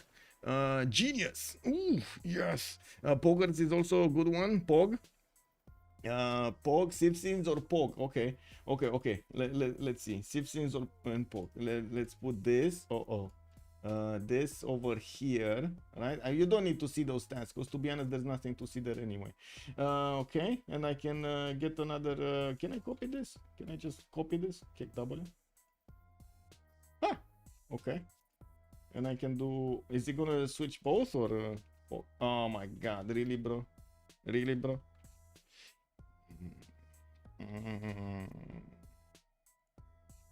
Uh-oh, I put a Lotus. There we go. Well, I guess that's not gonna work. It is what it is. Now I'm gonna need to put another one. Not now. I'm gonna do it not now. But I get it. Okay, we do that. Mongolia is gonna start getting his horses out. He's gonna get his Wallace Throne also. Looks like he picked up all of them. He got all of them in just a few turns. He made the projects and he got Shunzu, Hannibal Barca, Burika, and Truntrak, all 4 of them going. Well, I think Liege is a bit unhappy that he actually wants to build an encampment and he's not gonna get any return from it. And that's, I gotta say, that is why usually players do not go for the 4th and the 5th city if they need to put down encampments and get projects done, because you just can't get it. There's so much other stuff that you need to do. I did put a poll. Now, Matt Beats, good evening, sir. Call it 5 Fed. Oh, that's a good one. That's actually fixed. Exactly 5. Big Boy Slammer, good evening, sir, and welcome. We do have. Wait, what? Is that a Temple of Artemis coming around? Okay, okay. let's keep going. Yeah, Hazagi. We need to talk about Hazagi. We got traders coming out from Ngarawahia. I do see a campus from Kaya Point. Wanganui is gonna go for a campus here on the right side. I do have to say Hazagi here does have a strong capital with 8 population already. While I do see Indonesia starting to get his boats out, we don't have yet from Maori that many boats coming around. Hazagi did get to 28 science and 29 culture, still lagging behind Gitarja's power spike, but at the same number of well, almost the same number of production points. We do have them also making a decent amount of gold, and looks like Governor Plaza did get put down over here. I'm a bit surprised that he chose this one, but I guess he really valued the rice tile extra food. I would have thought he's gonna put this campus over here on the rice tile. Oh, he can't put it on the rice. He can't put it on the rice. No resource. No, he can't do it. He cannot do it. Getting trolled by the game like that. It is what it is. Distoria, Pembrash and Voice Golden Age. We do have him 3 series here with Audience Chamber. I do notice Cedra coming out in 2 turns. Another one, a 4th one already towards the southwest. Gran Colombia, I gotta say, he kind of revealed himself that he's not actually gonna manage to get units out at the beginning. So Distoria has a bit of peaceful times. And the Mongolian Toa looks very nice. Yes, it does. Creasing, and here come the horses, the ponies. I mean, you know, every kid wants a pony, right? Yeah. I think they're gonna deliver. Daniel is gonna deliver all the ponies. Now we do have Liege also with a Pembrash and Voice Golden Age, 27 science and 24 culture. That is looking like strong numbers over here. The question is he gonna have the strong military to defend those numbers until, well, those numbers will actually count? We do have horses already coming around from Mongolia, and I do see he's actually moving the first one towards the west side, not going east immediately. We do have also Darius disconnecting from the game. Bing, bing, boom. Ooh, well, Rom 17 science and 28 culture on Neidersha in the north, 4 cities, 5th, 6th, 7th. Okay, he's going for massive expansion. Ancestral Hall probably as a Government Plaza building, Magnus in the capital, and of course spamming out commercials. He does need to get as much gold as he can for his teammates, so I'm pretty sure he's well, yeah, he's just gonna get a lot of commercial trade routes and gonna give that gold away. With 4 turns to get Temple of Artemis with Miki Sivwachik, yes, Liege is gonna get more bonuses from it. This is a major advantage if he does manage to reap the benefits of it, but it will take time to actually outspend what he already spent on Temple of Artemis without getting immediate bonuses. Now we do have Mongolia also needing to finish his Warlord's Throne. Trungtrak, oh, a military engineer did get built here. Looks like his trader got pillaged. Liege did get in with an Okchitao. Isn't this gonna enrage a little bit more, Daniel? Isn't this like Liege poking the bear with a stick? No, this is basically like Liege poking the bear with a stick, taking out his trader over here. Oh, I don't know about this, man. I don't know about this. We got also Victor establishing here. I'm smelling a Victor third, so he can get that extra promotion on his spies, and we're gonna need to see how quickly he can get actually the horses to his opponent. The road was made by the military engineer, not the trader. Okay, that makes sense. Oh, and also, I mean, to be honest, I would have thought I would have wanted to actually have that scenario coming in. Daniel a little bit more upset, right? Why Kupe can't place the campus on rice? Because he can't chop the resources. Liege is fine for now because Daniel is running towards Hazagi. I'm actually quite surprised if Maori is gonna get attacked by Daniel. Well, I'm pretty sure it's gonna take quite a bit of time to get here, and at the same time, I'm pretty sure, well, Maori is gonna have a problem with getting his boats out, and at the same time, trying to get his defense up on the east side. But pushing through Toas is not gonna be easy, and I'm pretty sure Hazagi will get construction quite quickly. He does have campuses coming around. He has a lot of science, a lot more than Daniel has, that's for sure. 28 science a 10 here for Hazagi. That's BBG changes insane. It won't take him that long to get there. He's triple ordo with generals. Yes, I guess you are right, but he's not. Is he gonna get here before the Toas come out? Now, because he's making in a 2 versus 1 on the sea. I mean, isn't Persia gonna need to do this? Okay, Ancestral Hall coming around from Persia. 5th city also moving to the south. We do have Darius still on 9 science and 18 culture. And of course, we're going to need to see him putting down some campuses soon. In the city of Ray, he does have the 2nd population point, but I don't see him placing down that campus. This is a +2. This is a +2. Oh well. Nihamatana also, he does have the 2nd population point. Again, no campus. No campus. He's getting mining. Okay, maybe he actually wants to take out some forest for those campuses. Looks like the story is also gonna send the city towards the Chocolate Hills. Yeah, there we go. He's gonna settle the silt tile. I do see horses coming around from him and moving a settler towards the west side. He got into a fight with a Legendans warrior, but it looks like the Grand Colombia is going to need to retreat out of there. That is, I gotta say, Black Queen's archers are extremely strong. Very strong at the beginning. Very strong with the extra intel on opponent's movements. The Persian wants to sim, not fight. Plus he gets the CS kill for an extra city. Anyways, yes. Thank you. Usually there is nothing about the truth. Nothing funny? You don't find the truth funny? Okay. I find it funny. Sometimes it's extremely funny. Oh my god. Like, oh my. I have some such subjects in my mind that I find extremely funny, but I don't really want to feature them on the stream over here. Oh man. Anyway, with the stuff happening in Romania right now, that's what I'm referring, so people don't get the wrong idea. Oh man. Just saying, you would be having a laugh and a cry at the same time. Just saying, you know, like it's exactly like you see, you know, those pictures when you have the I would say to portray art or something, and or drama and poetry, right? When you have those pictures, one laughing and one I would say one crying. Well, that's basically what's going on, man. What is drama and poetry here? Oh, it's not. I don't see it here. Anyway, you know what I mean. Zalu, hello, good evening. Thank you so much for the follow. I think we have a hint. Oh, you have a hint? Yeah. Well, oh man. Anyway.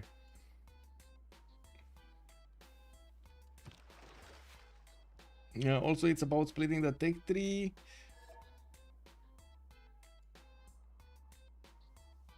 Okay, I have the laugh now and cry later tattoo. Laugh now, cry later. The things are funny because they are true. Exactly. Also, it's about splitting the tech tree 2 versus 1. A lot easier than Honda Spaceship talking about the attack of Daniel on soon to be Kree over here. Would have been nice if he could have actually gotten the attack without giving head notice. If the Oshitao, of course, is gonna still be here, I'm pretty sure he's gonna give a heads up time to Maori that he needs to take care of his east side. And we do have shipbuilding coming up in 2 turns here from Hazagi. We do have him also with Warlord's Throne. Units are going to come out quickly, and I do see him getting some more trade routes. Still Moksha and Pingala, of course. He doesn't have internals over here that will give him like Magnus, you know, those extra food points and extra production points. Now we do see Darius city is still going towards the south. He's getting his soon Ancestral Hall, and I guess we're going to need to wait to see what will happen here. We do have, I guess I do want to take a look here how Kree is evolving. So basically, because of the scare of Mongolia, Kree over here needed to put down an encampment. That means a bit less commercial viability for him, not a lot of gold. We only have him on 19 gold a 10, 27 science, 24 culture. That's not bad. That's actually not bad. He finished Temple of Artemis. That's pretty good. And the fact is, because Mongolia is not going against him, instead of actually taking out cities from Kree, which as you can see he can take it out, Pichtoka, Hana, Piwin, that's like paper. That's nothing. He's just gonna like move the horse next to it and that city is gonna die basically. We got it only on 10 strength. We do have him still getting a few horses. It looks like the target, just like chat is saying, is gonna be on the west side over here, Maori, because they do want to actually get that 2 versus 1 or even a 3 versus 1 on the seas to take out Hazagi. to be honest, I guess both targets would be nice to actually take out. Let's actually take a look if Indonesia can handle this on his own. With 51 science and 38 culture, I do see Indonesia is going for his construction, mysticism coming up in 1, putting down his Diplo quarter, finishing up his Warlord's throne, and of course he did get the harbor from the Ternate city to the northeast. That's okay, that's pretty good. We do have the city of Panama on the Mount Kilimanjaro, getting that 4-2 tile to work over here. Beautiful, just beautiful. It exploded even more. Commercials also finishing up finally in Gran Colombia's territory with 30 gold a turn. We do have Darius 37 and Kyber on 44. If Daniel is the one a little bit lower, but it's fine. It's fine. I do see him getting an encampment training project. Does he have the core one next? Is the Trebuchet one next? I mean, this is pretty important. 7 points a 10, or I better yet 6.9. He's at the magical number there. Let me also wait a second, switch screens over here, because I just saw something. Oh my god, we're about to reach 100 viewers over there on YouTube. Hello everybody, good evening sirs and welcome. Oh my god, I can't always see the numbers on YouTube, but unbelievable. Yeah, that was from the 2.5 before. Yeah. Hello YouTube, hello ma. Military score. What's happening with the military score? 165 on Kyber, 165 on Darius. Not really a lot on Ulyss. They barely have like 100. We do have, of course, more and more horses coming out from Mongolia City. There will be a possibility for him to get the city of Granada on the way towards his opponent. Immediate reaction after the scout got taken out, of course, from Kupe. We do have one turning spearman on the frontline city of Wanganui to the east side, even setting up Victor. This looks like it's not gonna happen. I'm gonna lie. This really looks like it's not gonna happen. I'm pretty sure taking out, well, I guess this is not gonna happen either. Pretty good counters from both sides. You are a professional caster and you have a lot of Civ experience. Can you help me settle a dispute? Do knights hold janissaries? No. Delay to cuirassiers. You are a professional. Wow. Really? So you just wanna make me say no continuously? Like, okay. Yeah. Yeah, I'm pretty sure they don't hold them. I was thinking maybe in some niche situation, like, I don't know, you're gonna have something like Shaka Knight Cores, maybe Shaka Knight Cores with a lot of crossbowman cores. Maybe they will keep them, but you need choke points. Geng is not going to Creeds. He is not. He's actually getting all of his units to the southwest. He's even exposing, letting this square city just being exposed to the elements. Kree is just gonna get his, how to say, he settles right next to it and not mind at all. I do have to point out, Leech is making quite a few spearmen of his own. They do know that Mongolia is significantly increasing his score in the military strength, already 146, and getting these horses out quite quickly. Already 4 of them are going towards Granada, and that city is gonna fall very, very fast. I do notice Hazaki is going for Batres. I'm pretty sure Kyber is gonna follow up soon, and of course go for his caravel timing for caravels, cartography. I mean, we do have a few quadrims also coming around. One big bonus of Indonesia, which I guess in this case is not using that much. He does have the faith generation of 19 right now, so he can get those boats with some faith generation as well. That's quite a few galleys, not gonna lie. Like what, it's 60 a galley, so like every 4 turns he's buying one of those. That easy peasy. That I would definitely take that deal. Free galleys. We do have libraries coming in here from Kyber, and I do notice he did manage to get an admiral. That's only Artemisia. Persia is going to be the next one up. That's going to be Themistocles in the scientist screen. I do see they're passing around. No Hypatia. Nobody took the advantage of extra libraries or the +1 science in them. We do have Mongolia still needing to finish that project. I'm pretty sure next turn. There we go, in the city of Al Malik.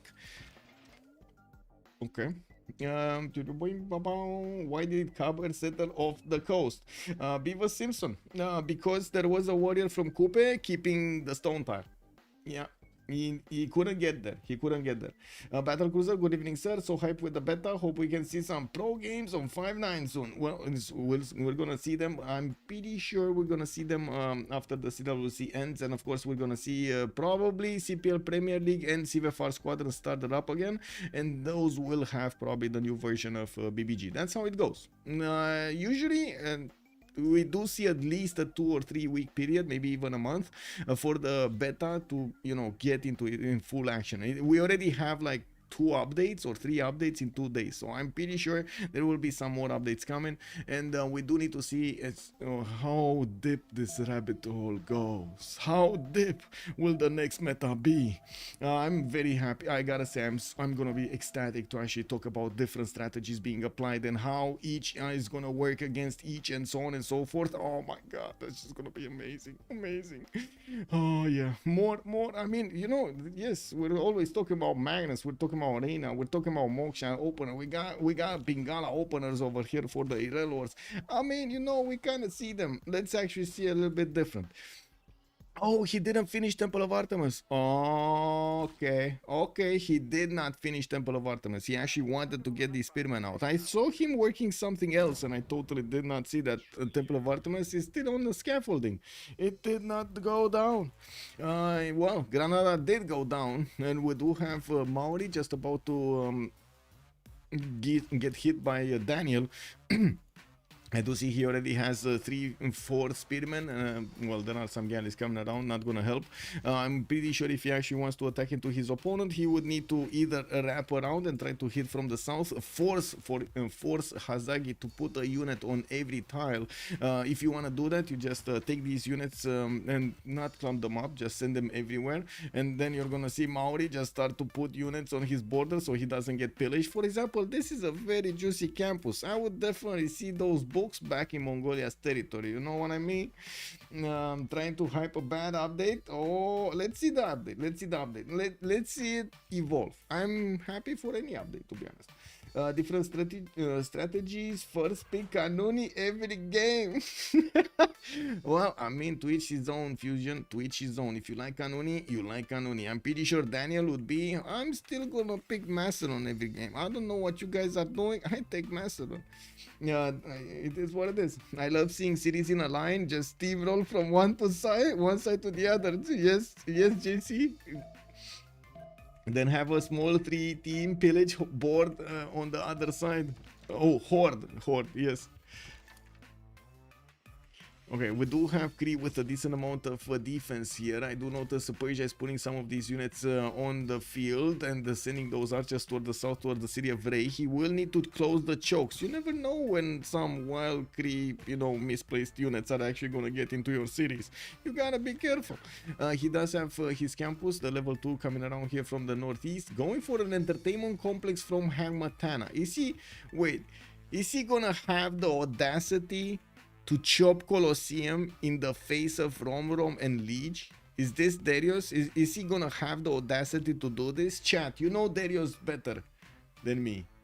Is he gonna do this? Is this gonna be the audacity of the day over here? Oh my god, I have some time, so I think I'm actually gonna put up on the screen over there the POG or the big brain or the something. Give me a second. What was this?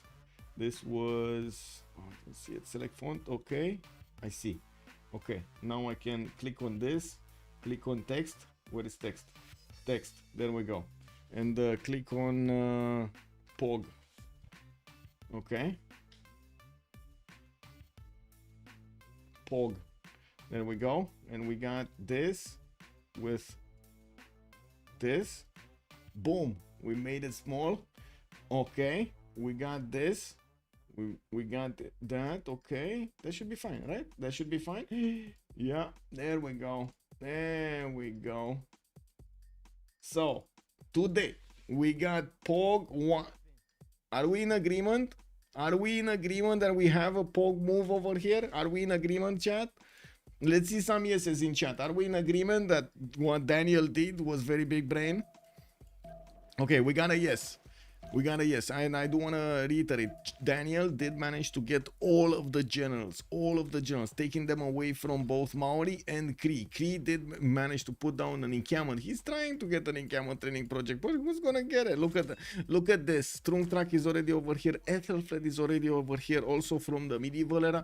We do have Daniel poking around, seeing what's going on, and it looks like these spearmen, well, they might not be tough enough. And we do have over, yes, Gubar. Good evening, sir, and welcome. Now, look, everyone is just spamming pikes against Mongolo. Yes, the counters, man, the counters. I mean, this is the direct counter, no? Let's see. We do have also quite a few boats coming around from Maori. You do see that Hazagi is preparing himself for the upcoming naval battle. I would imagine he's gonna want to keep those as safe as possible. He's deploying them to the east side, though. I'm a bit surprised about that, and we're gonna talk about that a little bit later. Kyber did manage to get Hypatia. I just saw it pop in the city of Majapahit, and I would imagine he got that extra library and the science from it. We do have walls in Jambi. He doesn't want to take the chance that France might actually get a few sneaking units towards Jambi and of course poke that city down. While he is gonna get the harbor shipping projects, we do see a lot of quadrims coming around, and I gotta say, is he actually investing in quadrims rather than galleys with his faith, or no, he's hard building these? Okay, still very few galleys, only 3 galleys. That's not a lot of galleys. Now we do see on the right side Mongolia is just about to pop. Let's actually take a quick peek over here and take a listen of what he's gonna do.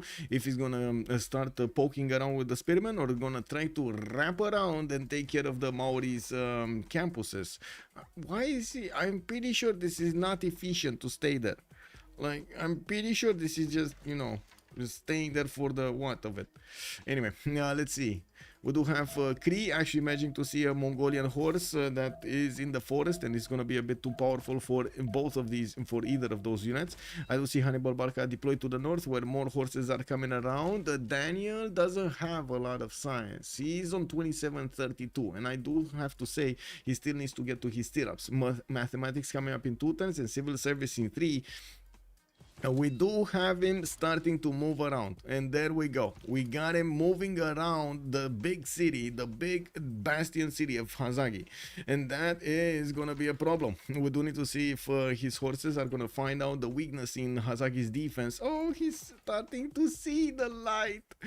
He's gonna see the borders. He's gonna see there's only one single archer and maybe a very late spearman coming from across that river. But then what's happening on the west side? You know, just move everything on the west side, then you're gonna get everything you want, all the donuts in the world. Oh my god, man. Oh my god, I gotta say, where is the Dunkin' Donuts, man? Do you guys have Dunkin' Donuts? I don't have Dunkin' Donuts in Romania. Where do you guys have Dunkin' Donuts? When are those beautiful donuts going? Oh, the smell of the Dunkin' Donuts in the morning is unmatched. It's not to lose a city into Blackwing Spy, course of timing, while fight naval warfare. Fufi is making a comment over there about the North Victor city of Jambi, soon to be Victor city of Jambi. I do see that's where he's getting his ancient walls. Yes, I agree. That's any unit that's coming from the north. I'm pretty sure from France is going to be a danger to Jambi. Well, unless he does have something to defend himself there, and that's what the walls are for. We do need to see if Mongolia, the last second of the turn is just going to do the switcheroo. He's gonna move between the mountains. Krispy Kreme are the best. Oh my god, look at the Dunkin' Donut guy, man. He actually has Dunkin' Donuts. Oh, we don't have Dunkin' Donuts. Oh my god, man. I can get a Dunkin' delivered to my house in 20 minutes. Are you kidding me? Alcohol parrot. Oh my god. Yeah. There's like, I can't even buy them. There's nowhere to buy them, man. No one going for Reina 4 from the Star Cake W. Oh my god, Dunkin' within walking distance. Okay. I see how this goes. I see how it is. Anyway, we do have Mongolia going around these mountains, and yes, I do see more galleys are getting built by Hazagi. He's not that worried, definitely not worried about Wanganui, but he will be worried about this west side. A walking distance for you too? Oh my god, man. Okay. Like the only thing I get to walking distance is like how to say pastries. I believe it's called pastries, but not donuts. They don't have donuts. They have like other stuff. I'm not sure even how to call them in English. There's some stuff with like cheese, and then you have some stuff with like croissants basically, but they're not like the croissants from France. They're a little bit different, a little bit more how to say. Different, let's say different. I have no idea exactly why they are different. Burek over donuts, I don't know about that. I don't know about that. I need to try Burek. I know donuts. I can definitely guarantee for Dunkin' Donuts. I don't know about Burek. Danish pastries are great. I live in Chicago, so everything is 5 minutes one. Oh, I see. You got the advantage, bro. You got the advantage. What is a Burek? I see chat is agreeing that a burek is better. What is a burek? Oh, I see a burek. I know what a burek is. It's not better than a... How can you say this is better than a Dunkin' Donut? This is not true. That is so not true. Now we do have in Camel Training Projects a second one from Cree, and I do notice well in this general screen looks like he will get that general finally, but for what units? At the moment he doesn't actually have units to work that general. Kyber is gonna be 2 turns cartography, Hazaki just at the same time. I do see he did he's gonna go for mercenaries. No, he did discover mercenaries. I'm pretty sure he would have had the boost, and looking at this I do see he doesn't have the -50 card. What?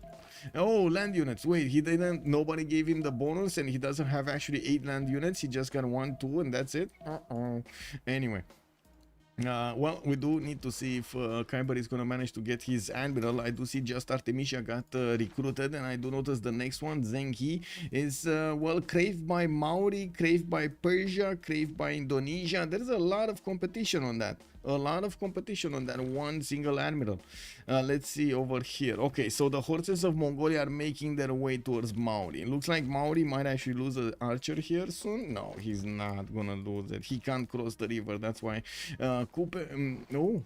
Oh, Daniel just saw it. He saw the campus. All of the books, man. All of the books. The beautiful books of Maori are actually going to be transferred to the Mongolian nation. Well, are they actually going to learn Maori talk now? They're actually going to learn Maori talk? Kupe talk? I think they're going to learn Kupe talk. Now we do need to see also how quickly if Daniel is going to manage to get his stirrups with his horses getting attacked from the north. It looks like Liege is trying to punch through. I'm pretty sure we're going to see some experience being acquired by these Mongolian units, and they should get the promotions quite nicely.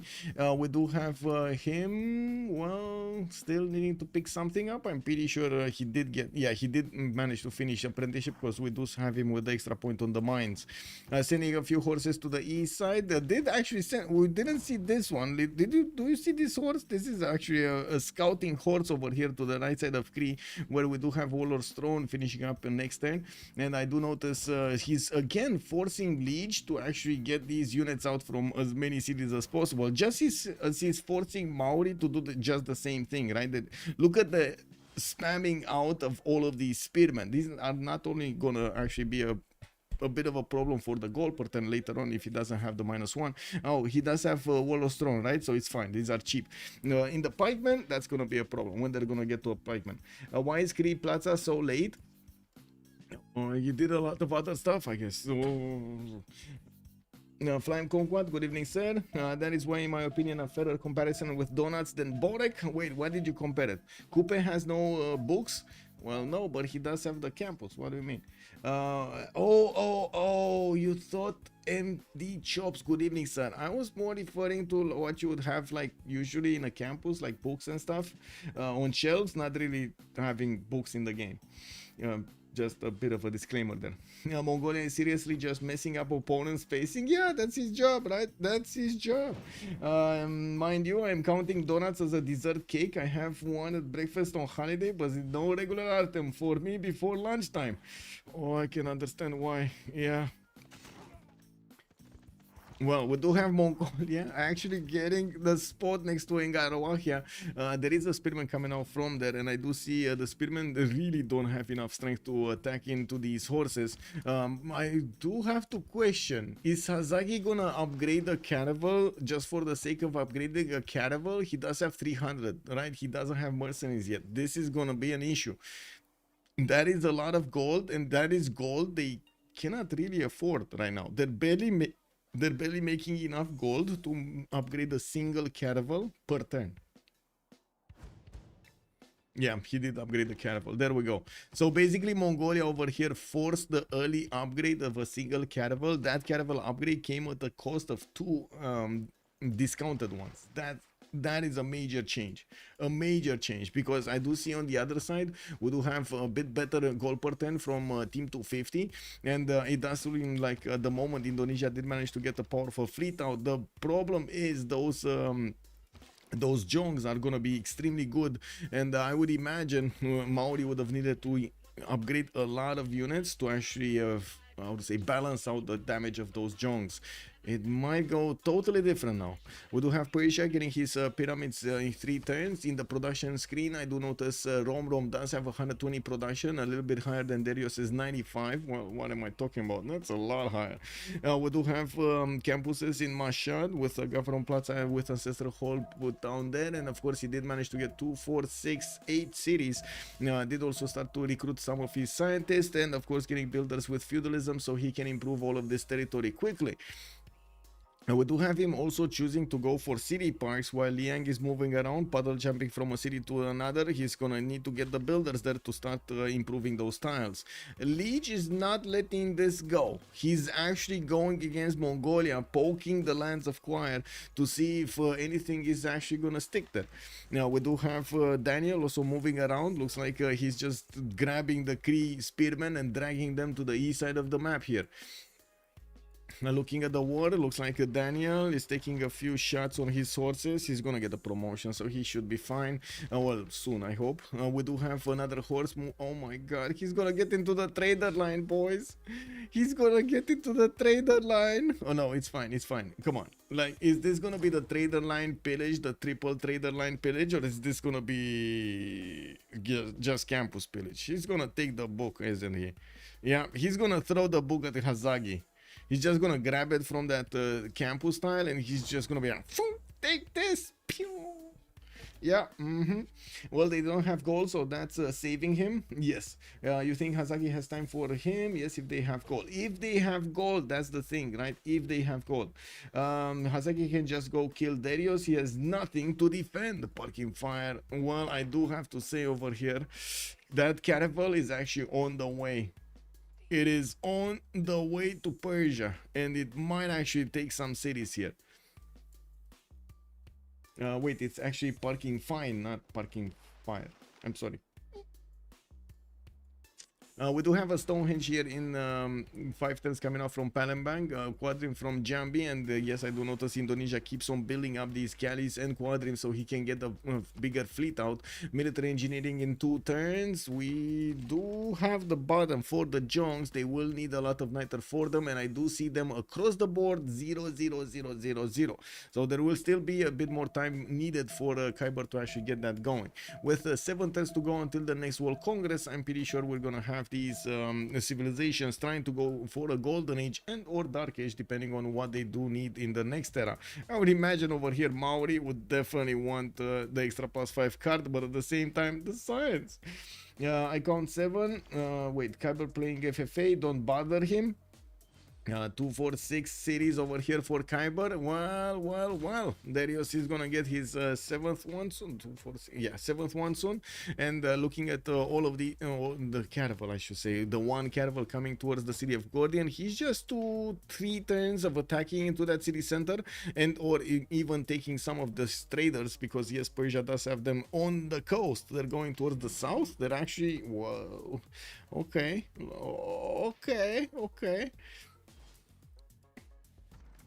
Okay, where stirrups? Knights coming around here from Daniel.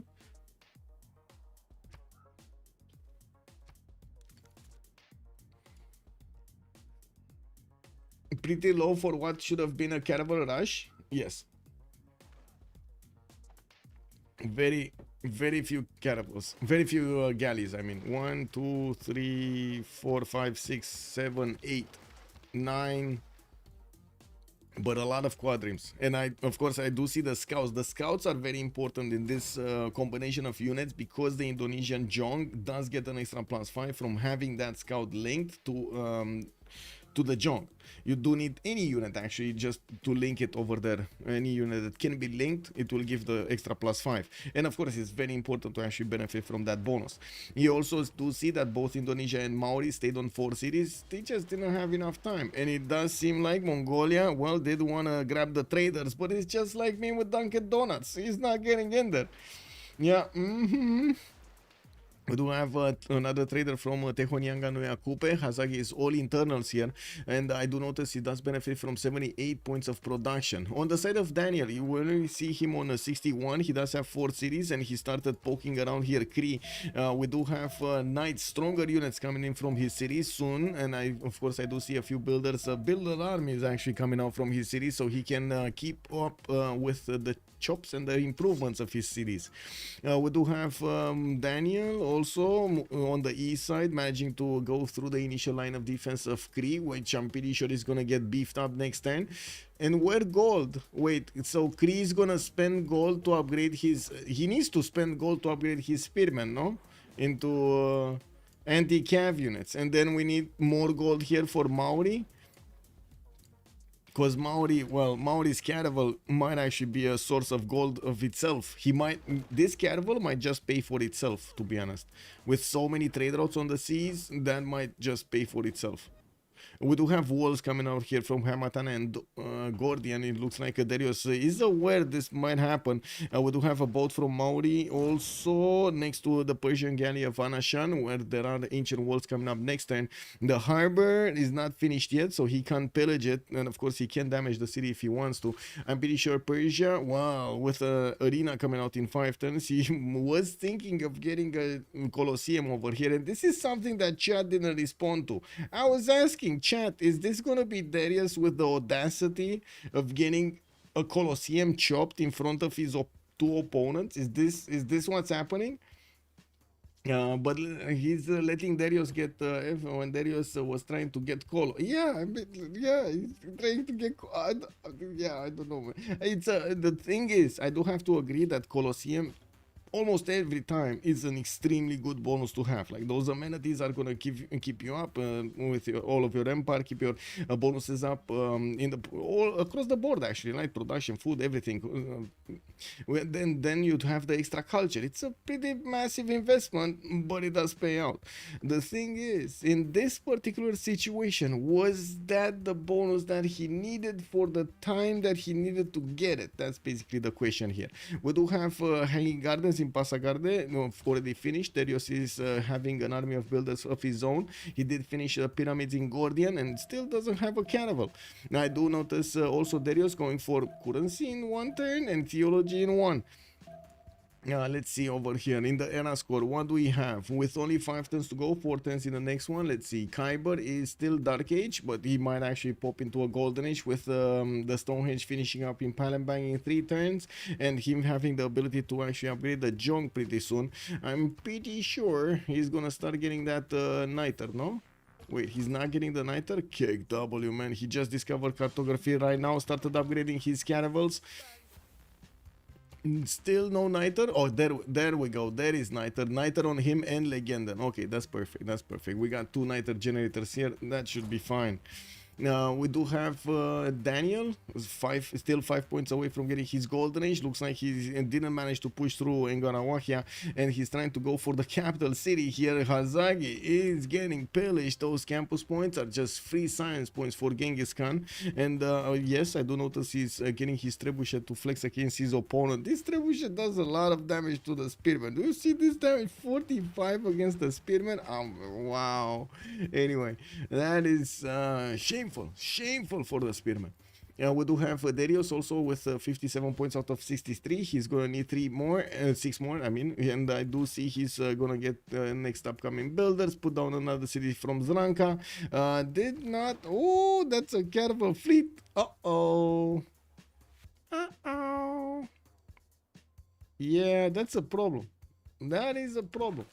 That the caravel fleet is a very big problem. We do have Rajendra Kola, the next one, and I would imagine already we did have Indonesia managing to get another one. Let's take a look at the gold. So we got two of these caravels upgraded to the west. Oh, he upgraded everything to the right side, and he will go for Darius, which Darius is still actually struggling to make sandcastles. Can I say that? Can I say he's making sandcastles?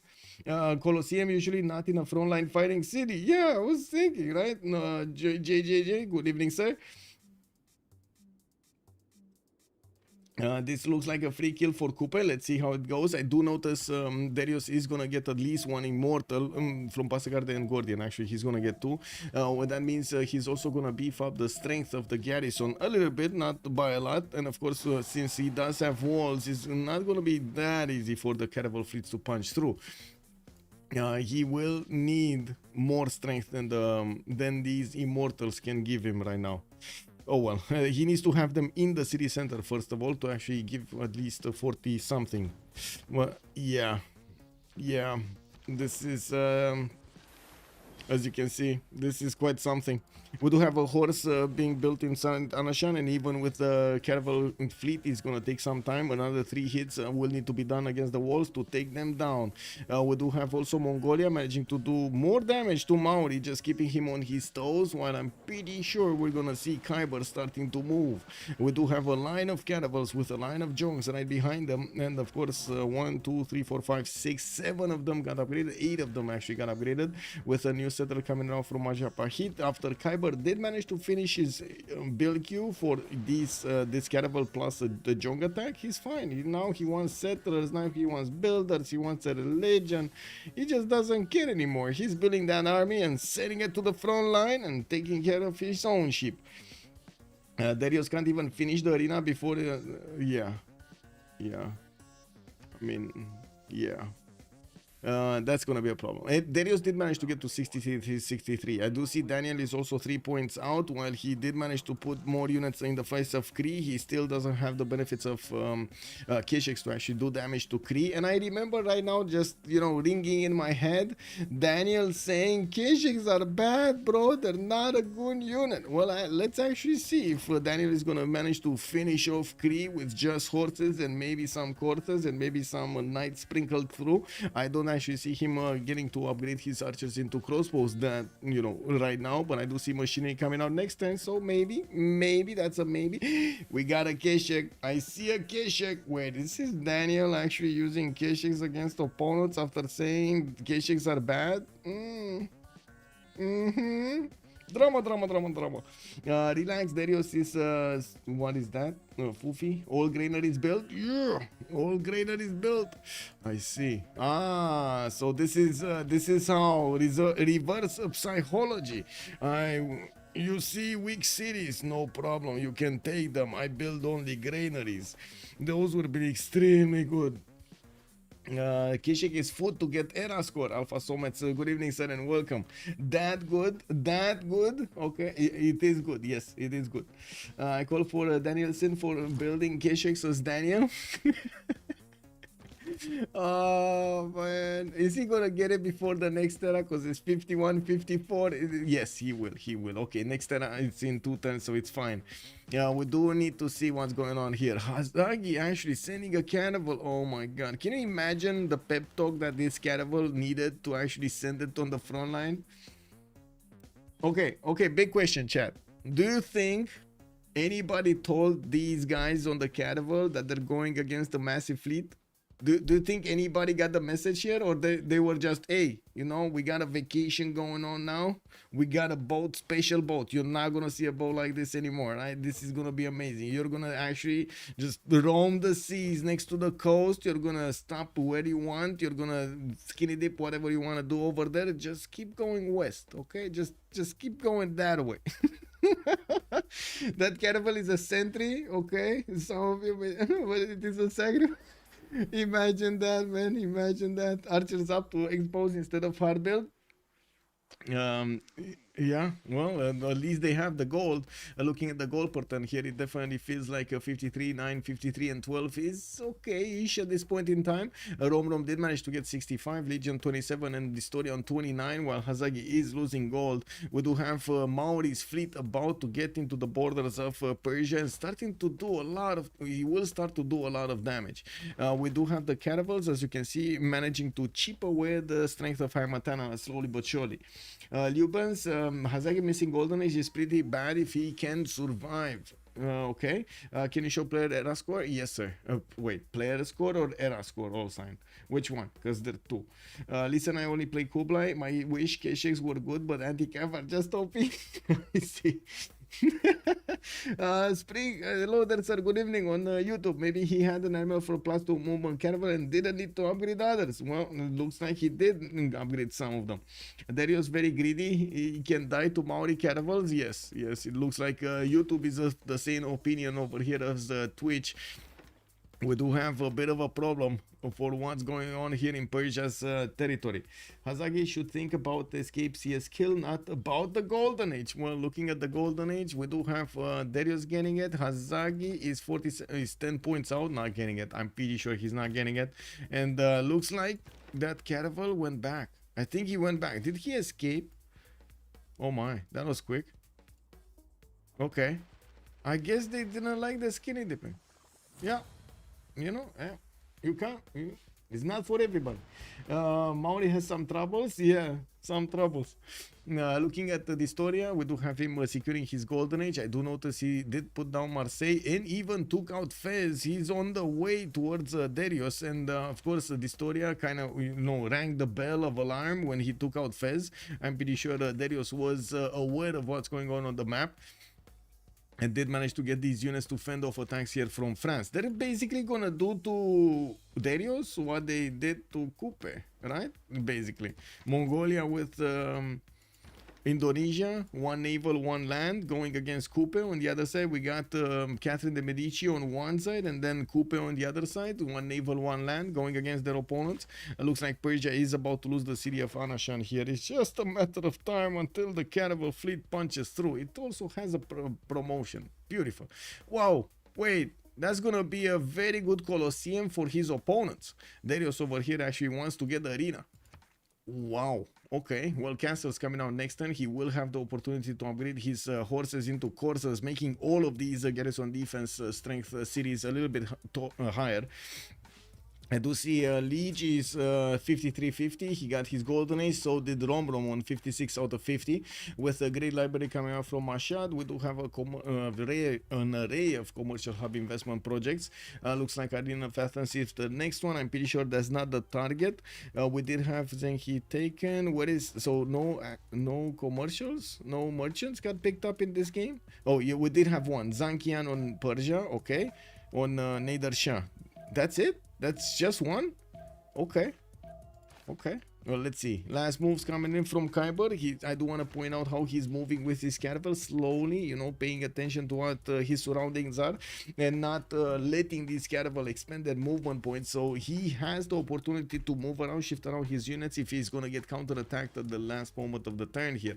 And of course, it's very important to keep the ability on the caravels whenever you're going to be inching towards your opponent like this. Keep the ability to actually get to promote them. It is extremely good to have that. And of course the timings between them when it comes to the naval are always a little bit hard to actually how to say predict. So yeah, I'm pretty sure there's gonna be a lot of trading of boats going around here towards the north of Kayapoi. I do also notice more caravels are getting hard built from Mongolia. He knows they don't have that much coal, so he's gonna try to overcome that with his own production. Looks like Hamatana is also gonna be another city that's gonna be taken out with the Corsair going in. Now this is gonna be a tough city to crack. That's 66 defense on the city of Hamatana. That city can be hit from three tiles, and as you can see, there is a possibility, there is a world in which Hazagi's units are actually gonna take out that city. The thing is, that's a long time, and these caravels, I don't think they can spend that much time here. I guess that's the only way. That's his only move, right? That's Hazagi's only move to do damage to Darius and keep him in check.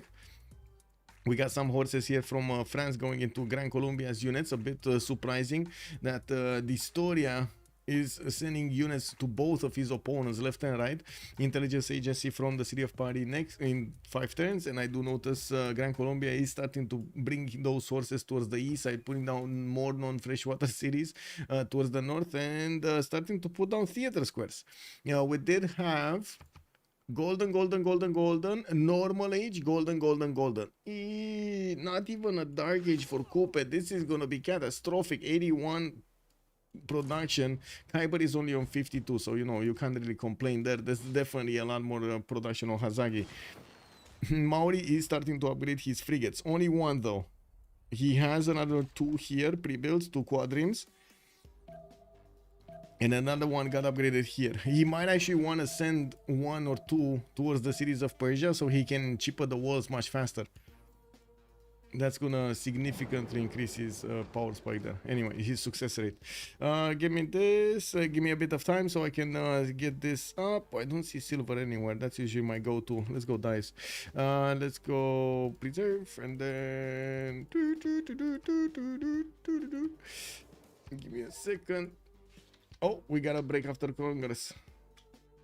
Wait, monsieur. We're talking with man. He's French, you know. I go A. What did I say? Dies with preserve and me. Okay. Dies, preserve, and me. Only chance is to kill the Persian city. Yes, Black Queen coursers on Darius. Well, they're not coursers. They're just horses. If they do manage to get a city here, and I'm a bit surprised that he didn't wait for them, but I'm pretty sure it's about the gold. He just didn't have the gold. He has the science, he just doesn't have the gold. We're talking about barely 30, 25, and 83 gold at 10. Ooh, Rome actually getting a lot. This is nice. This is nice. And I do have to point out, Rome is seeming ahead quite nicely, while Darius does have a few problems next to him. He keeps on building Colosseum.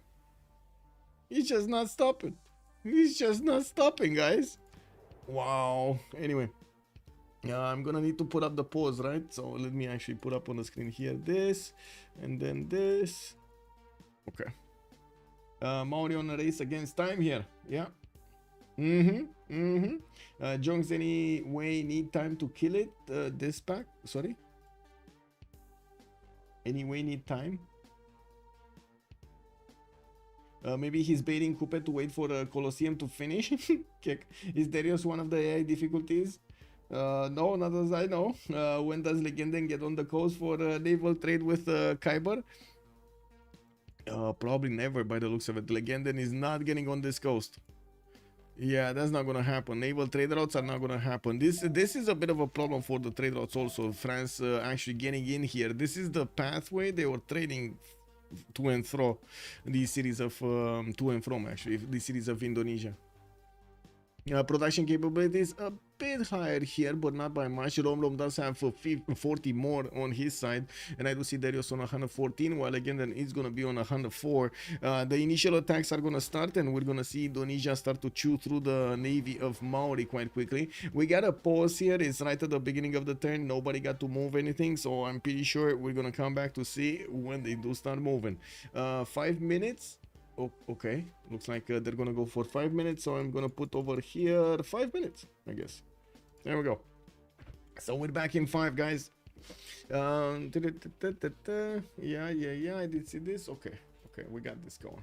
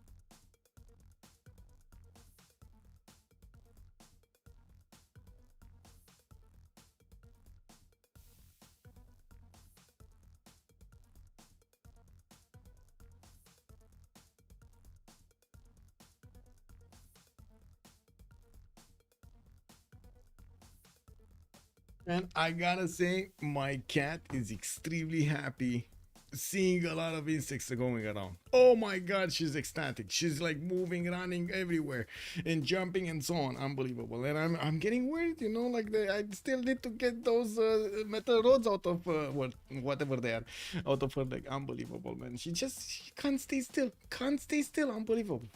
Imagine in other games you can't vote up in Congress as a spectator. Just bowling once you get spectator. Civ6 is far ahead. Yes, it is. If Coupe dies, they are in trouble. Yes. Coupe needs to upgrade few pikemen and get through Mongol with a gold buy. Yeah, but that gold is not really here. And by the looks of it, Indonesia will have a powerful fleet to go against Maori. Maori did try to put a few spearmen to slow down the advancement of these Indonesian cannibals. I'm pretty sure the Jongs are gonna show them the way here. Yeah, they're gonna show them the way. Now we do have 1, 2, 3, 4, 5, 6, 7, 8 Jongs that are coming around from Khyber with an array of cannibals in the front line, so he can keep these Jongs alive. 2, 4, 6, 8, 10 of these cannibals have been upgraded to the east side. And over here with the knights coming in, looks like Kree was forced to get his pieman out. Now these knights don't look that they're gonna be that strong against his opponent. But well, there is a wild Keshe coming in, and I do notice Daniel is gonna get his terracotta. I mean 3 turns. And wait, he's building another Keshe. Oh my god. Guys, Daniel is actually spamming K-Shakes, guys. I mean, this is the second one. This is spamming out. This is spamming K-Shakes. I don't know. The spectator vote is not wanted. Yeah, I mean, it is what it is. And I guess, you know, we gotta make fun of it from time to time. There is no gold for that. Better chance, in my opinion, is take out Dario City and buy from there. Let's see if they have the gold, and if they do manage to get that going. To be honest, it does seem like he's gonna have a good chance of taking out at least 1 or 2 cities. Although Hazagi needs to make a choice if he's sending a frigate or not. He kind of needs all hands on deck right now on the west side. He kind of needs everything here on the west side. Okay, yeah, no problem. Yeah. Yeah. Battle cruiser did tag. It was a troll message. Yeah.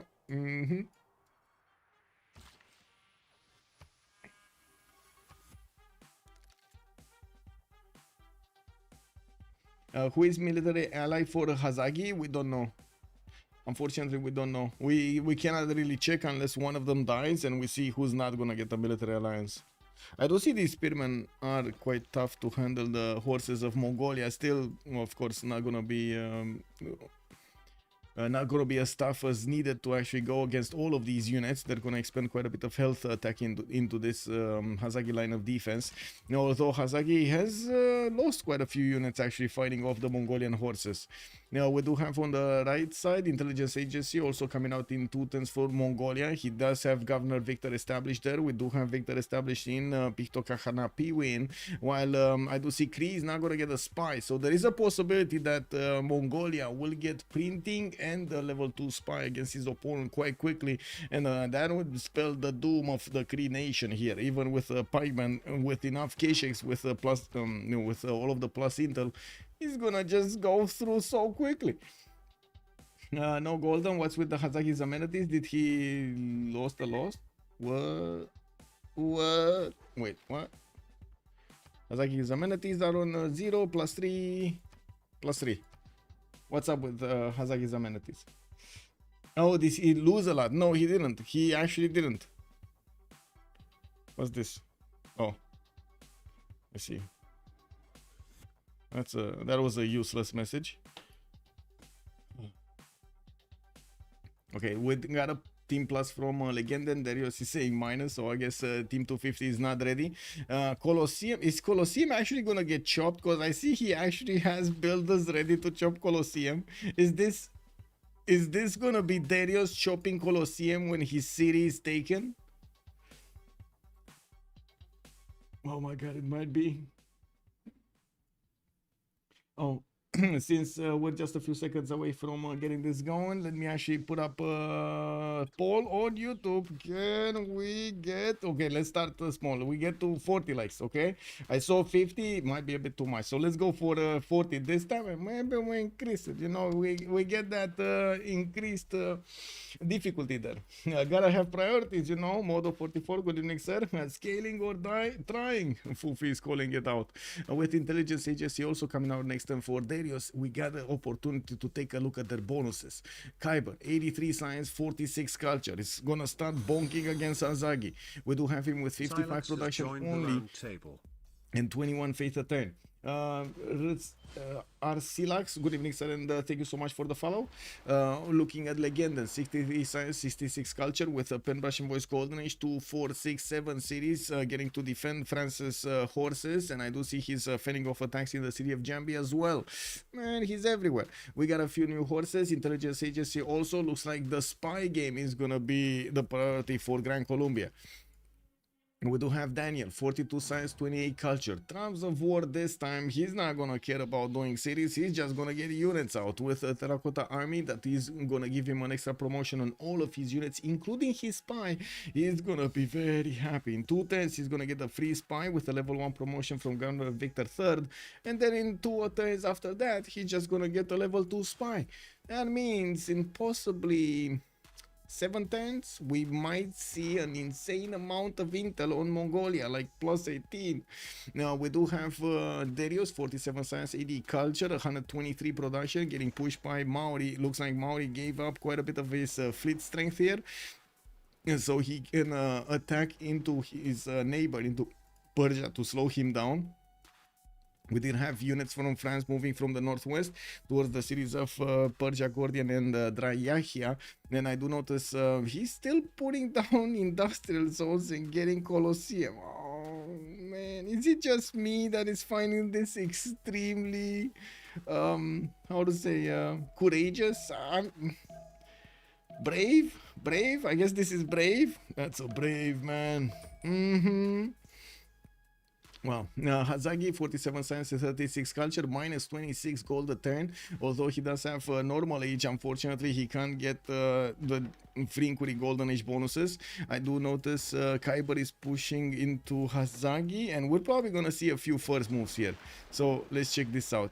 Indonesia moving back his backed up caravel. He doesn't want to lose it to a counter attack. I do see there are a lot of these spearmen just running around here in the water, flapping their feet. How are the spearmen actually staying afloat? Well, I guess boats. Kick. Anyway, we do have Distoria with 99 science and 43 culture, 2, 4, 6, 7 cities with new commercials coming in. He's getting some gold for his teammates, also 100 production. He's trying to get the terracotta army. That's not gonna happen. Like, unless he has some ninja builders that we're not seeing, that's not gonna happen. And I do notice he would have had an interesting Temenaki city in Toulouse, but yeah, not gonna happen this game. Okay, do we have the attack happening? Not right now. We got a few moves here though. Slowly, I think Kyber is getting ready to attack. Rajendra Kola moving onto the front line. Looks like Hazagi is not taking any prisoners. Mongolia's units are taken down and pushed back out of his borders. Now, Liege, 43 whoa. 43 science Cree with 31 culture, 99 production versus Daniel's 84. We do have him getting to push back the units of Mongolia, while Mongolia is getting his crossbows and these K-Shakes. It took quite a bit of time for him to get these units out, and now, since he of course needed to split his attention between Kupe and Cree, will need to well, fix this issue somehow. He needs to fix it.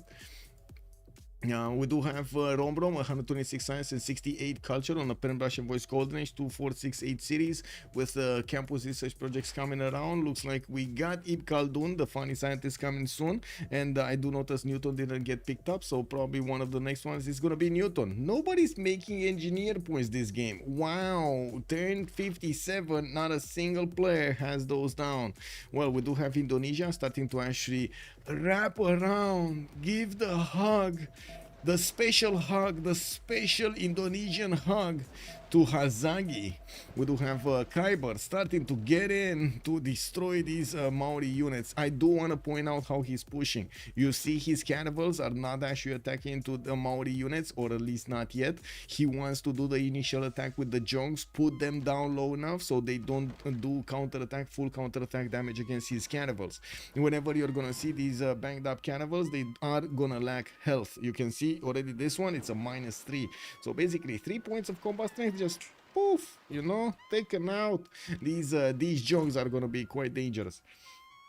Anyone remember old Civ game where you needed the transport ship to move land units? Yes, I do remember. Yes.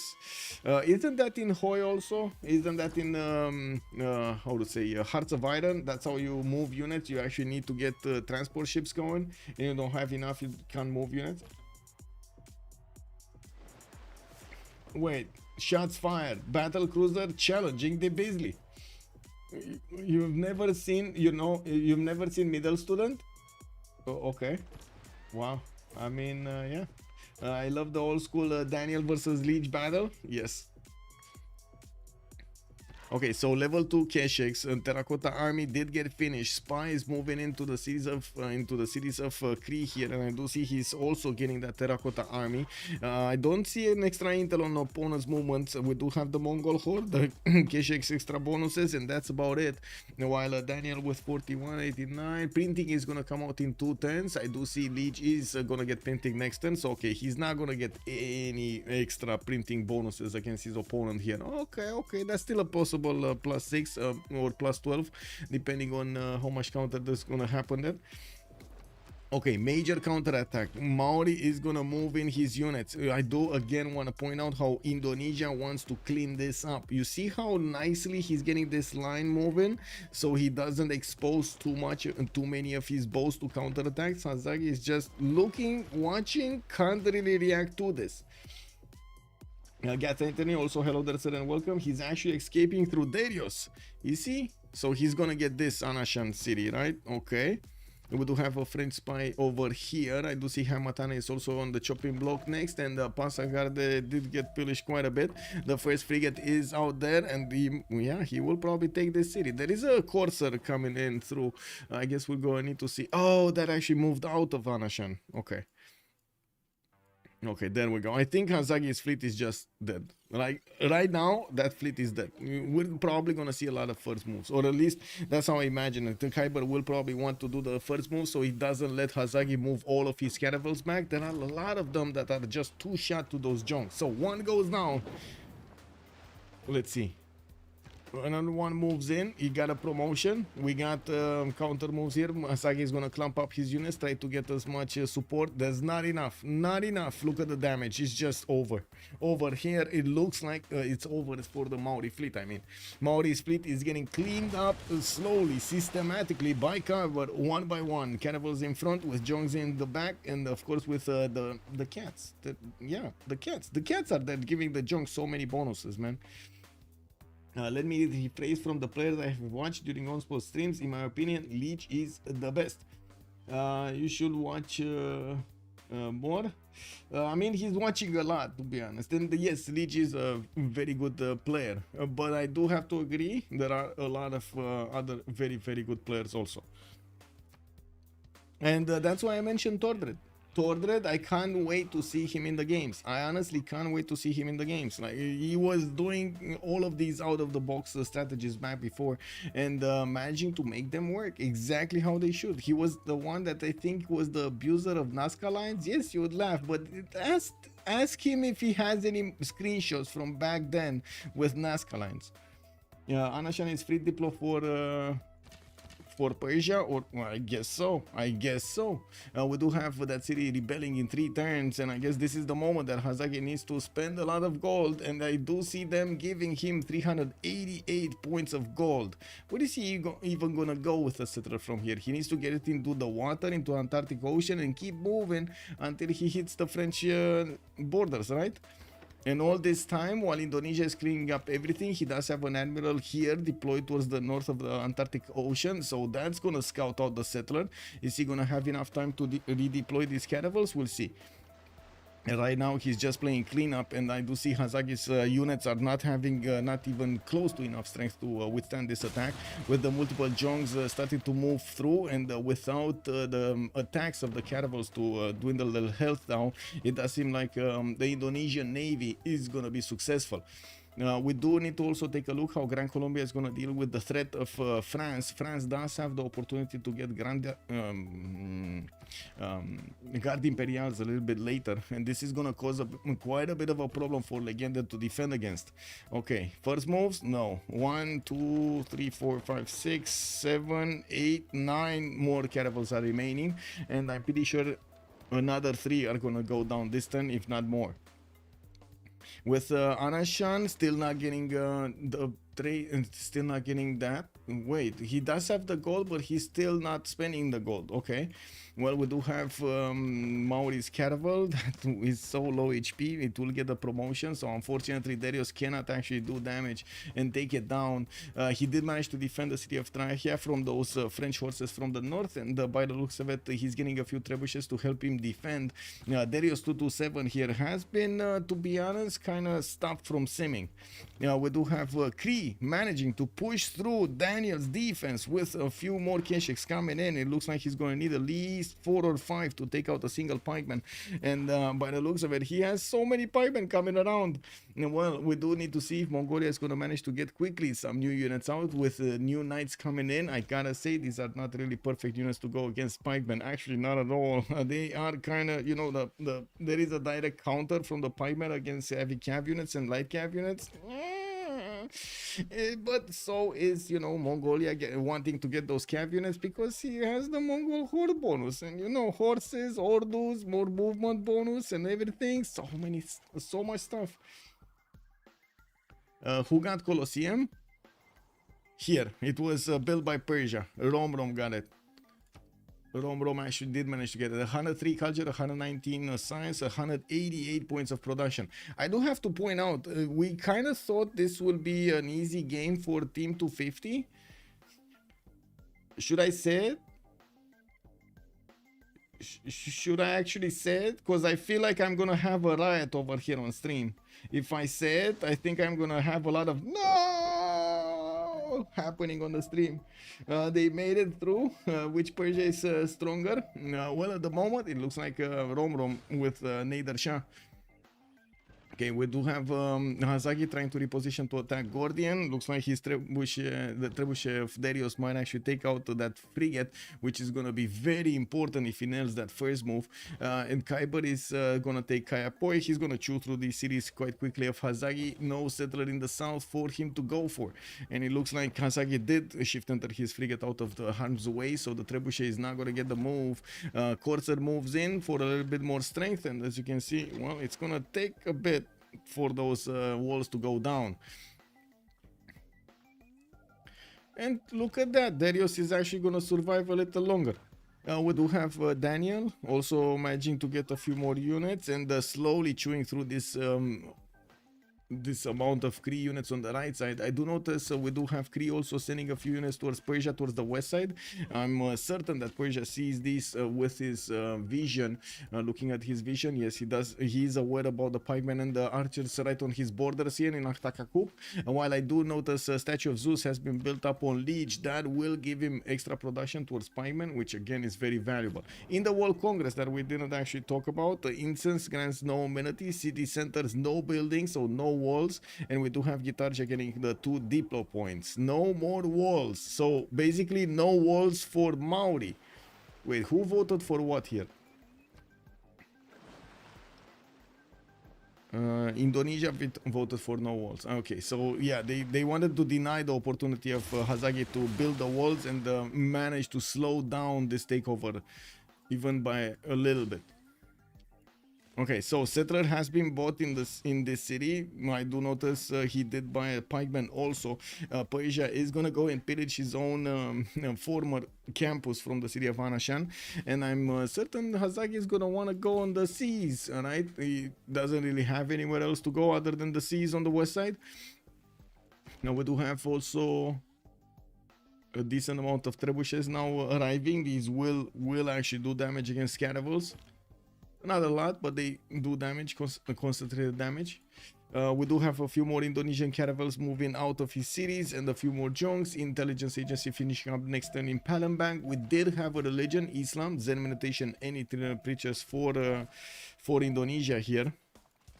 While I do notice these K-Shakes are doing damage to the pikemen, I'm actually quite curious if Leech is going to manage to upgrade it or promote it or not. There are enough K-Shakes here that will take down that pikeman if he doesn't get a promotion on it. If he does, well,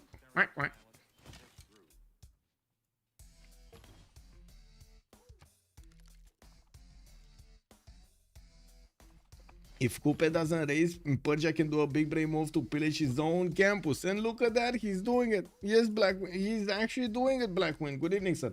Good beliefs for Indo. Yeah, no one has a religion from the start. No, Indonesia did get it for the Golden Age and a few bonuses there.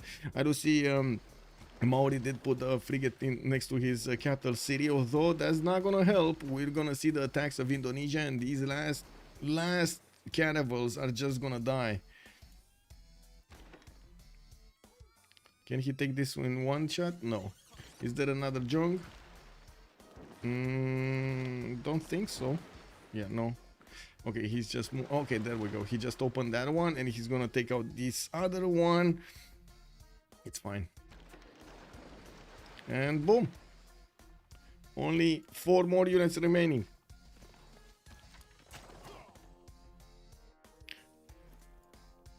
Okay, how fast is this settler? Where is this? Oh, wait, what? Hazagi, where are you going? He's actually moving northeast. Where is he going? United Primer. Banker. Forgot to resub. Hey, boss, almost you. Thank you so much for the resub. 14 months. Woo, woo. Thank you, sir. Hazagi for the win. Man, I mean, if we thought Persia on the front line is brave to get the Colosseum, I think there's just as much braveness in this settler to go through the cities of Persia to get to Crete. I don't know about this, man. Someone did bet 100,000 points on Team 2. I told you from the beginning. I saw that 155,000 points. That must have been something that. Now, what did we have? Wait. No way does that work? All signed? I don't know, man. We gotta see. Is this gonna work or not? We don't know yet. Let's see in the prediction. What do you guys get? Ulyss, 82,000 points. Team 250, almost 300,000 points. Oh my God, it's 1 to 29. Anyway, we got a trebuchet coming out from Ray, and I do notice at the moment Darius doesn't have units to fend off attacks. I'm pretty sure he's aware of this settler moving towards the north, so he's gonna try to cut him off somewhere, right? Where is he? He's probably gonna just put units in the city of Ray and hope that Leech is not gonna have a strong enough army on the west side. Well, Leech has his own problems with K-Shakes actually starting to come out in waves over here, and we do have Daniel managing to do quite a bit of damage. Takeshi underscore Lev underscore retained his knighthood for 22 months. Takeshi Hi everyone. Go Ulyss. Good evening, sir. Bonsoir, monsieur, bienvenue. Thank you so much for the 22 months. Thank you, sir. I also get Anthony. Darius's nickname is The Blunder. Whoa. Well, I do see crossbows coming in. This is going to be a strong unit to attack into that pikeman. And of course, he does have the Corsair in the south to eat it up. We do have trebuchets from the north also with a bit of strength, range strength. And by the looks of it, with a trebuchet on each tile on the coast, almost each tile on the coast, he's going to not allow the Maori units to just do whatever they want here. Yeah, we do have also the capital city of Maori taken out. Mengarawahia is also going to be taken out. Hasagi over here is slowly being torn apart. We still have a few units from Daniel being sent towards the west side, and of course the majority of his army is being sent towards Cree, keeping Cree as much in check as possible. Legendon on the west side is going to need to pull off something. And I do have to say that France over here did manage to get the 2 siege towers, and by the looks of it, he's starting to build up swordsmen. Oh, I know what's coming. I know what's coming. Do you know what's coming? We got military science in 4 turns from the story. And the big question is, do they have the gold? No.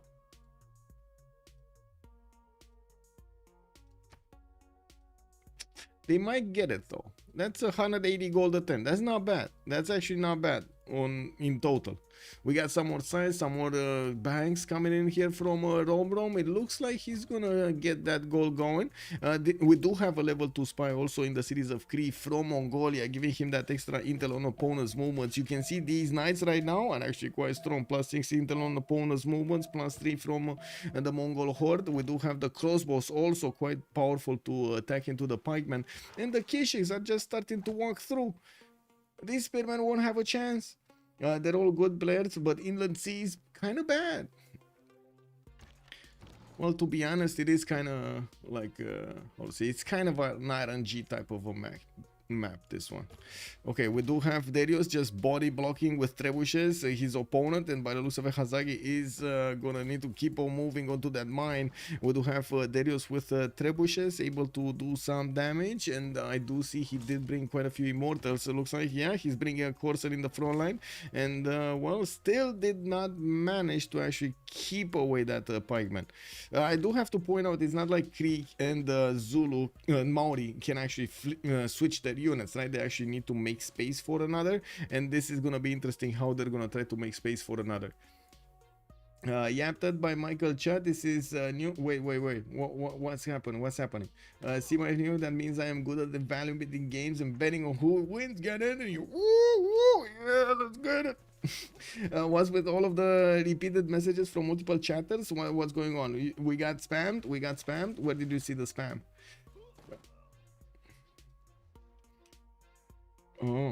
Oh, I see. What's with all of the... I see everybody doing the copy pasta. Man, this is like lambada, you know?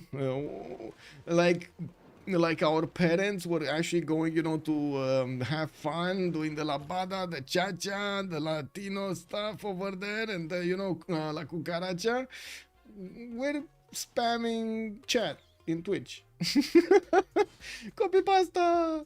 The mention of pasta, time for a snack. Oh man, I do have to say, today when I was eating that pizza, I was thinking, what if I had a pasta here, like a lot of spaghetti, maybe. But then I said, man, no, pizza is the way. Okay, next city, Ngarawahia is going to be taken out. Hazagi is going to lose this, I'm pretty sure. Next turn, I don't see enough movement on these junks to do it right now. They did attack into Wanganui, where of course there is a horse that needs to go in there and finish the job. There is an archer here that is kind of weak, and by the looks of it, the units of Mongolia are not actually next to Ngarawahia or Wanganui. They are inside of the borders to the southeast, but fended off by pikemen, so that's not really happening. And we do have Hazagi needing to move to the east side. I think he's kind of in limbo here. Yeah, what do Romanians put on pizza? I guess normal stuff. We do get like, how to say, a lot of mozzarella, the tomato sauce, well, basically in the middle over there. And then I kind of like it, like extremely... Like, I like margherita, the normal one, and I'm pretty sure it's pretty good to have the ham on it, but that's it. And also, I do have to mention, I like different pizzas, different styles of pizzas, depending on the restaurant I go. So, for example, you guys know Pizza Hut, right? I like one from them, which is not being made anymore, by the way. There was one that was in like the 2000s, and they kept on the recipe... how to say, everybody knew the recipe, but they're not making it anymore, so I'm not going to Pizza Hut anymore. It is what it is. And on the other ones, I just get normal stuff, I guess. Normal stuff. What is the can we get the trebuchet count on Darius? Yes, sir. We got 1, 2, 3, 4, 5, 6, 7 of these trebuchets, and it looks like he's actually keeping away Maori from moving forward towards safety. No water. Can we get a pikeman count on whom? On a pikeman count on Cree, on a pikeman count on Maori? What? Cheese pizza, the way to go. Pizza are either shuku plus hot peppers or ham plus mushrooms. Ham plus mushrooms, yes, that was one of the pizzas are like ham plus mushrooms. I don't remember the name though. Alpha Somets, 15 science got punished. Yeah. Pieman count on all saves. Oh my god, come on, let's not do that. Let's not do that, man. I mean, okay, I know how to count, but let's get real. We do have Kree also about to feel the full power of Mongolia. I do notice these K-Shakes are not a joke anymore. We do have the question. Wait, so Daniel told us that K-Shakes are bad, right? So now we find Daniel. We actually catch Daniel in action while he's using K-Shakes to destroy his opponent. Is this a sin? Hazagi might survive? Where? Khyber open campus Indo. I think you can expect 1046 caravels and clean up by 1051. Is Anishan gonna rebel? So Hazagi dies before settling. We do have rebelling next turn. Yes, but I do have to point out Maori over here. We might actually get that city quickly. We do need to see Hazagi getting this. Oh, come on, Daniel. Come on, Daniel. Click. He got it. And he took down Hazagi. 4 versus 3 situation. We do have team 250 with the advantage in player count. And we do have also Legenda managing to get more than 100 science. But remember what I told you earlier? What's happening on the western side? Do you guys remember what's happening in the western side? Wait, he also talks a lot. Who talks a lot? As Hazagi, I talk a lot also. Yes. Ulyss winning Maori is really bad. Thanks waiting room. So who's Coupe's allies? Who lost the military alliance? I like that question. Let me actually. But come on, guys. I was talking about this. I was talking about this. Historia 2, 4, 5, 6, 7 of these Guardian Imperials, 9, 10. Oh, this is not gonna be enough. This is not enough, is it? I guess Gran Colombia is gonna get to his Llaneros, and that's not enough. They're also gonna take quite a bit of time to go here. Oh. Okay. Okay, so Mongolia did get another city to the west side. We do have Indonesian Navy to the rescue towards the northeast. I don't know what they're rescuing, but they will try.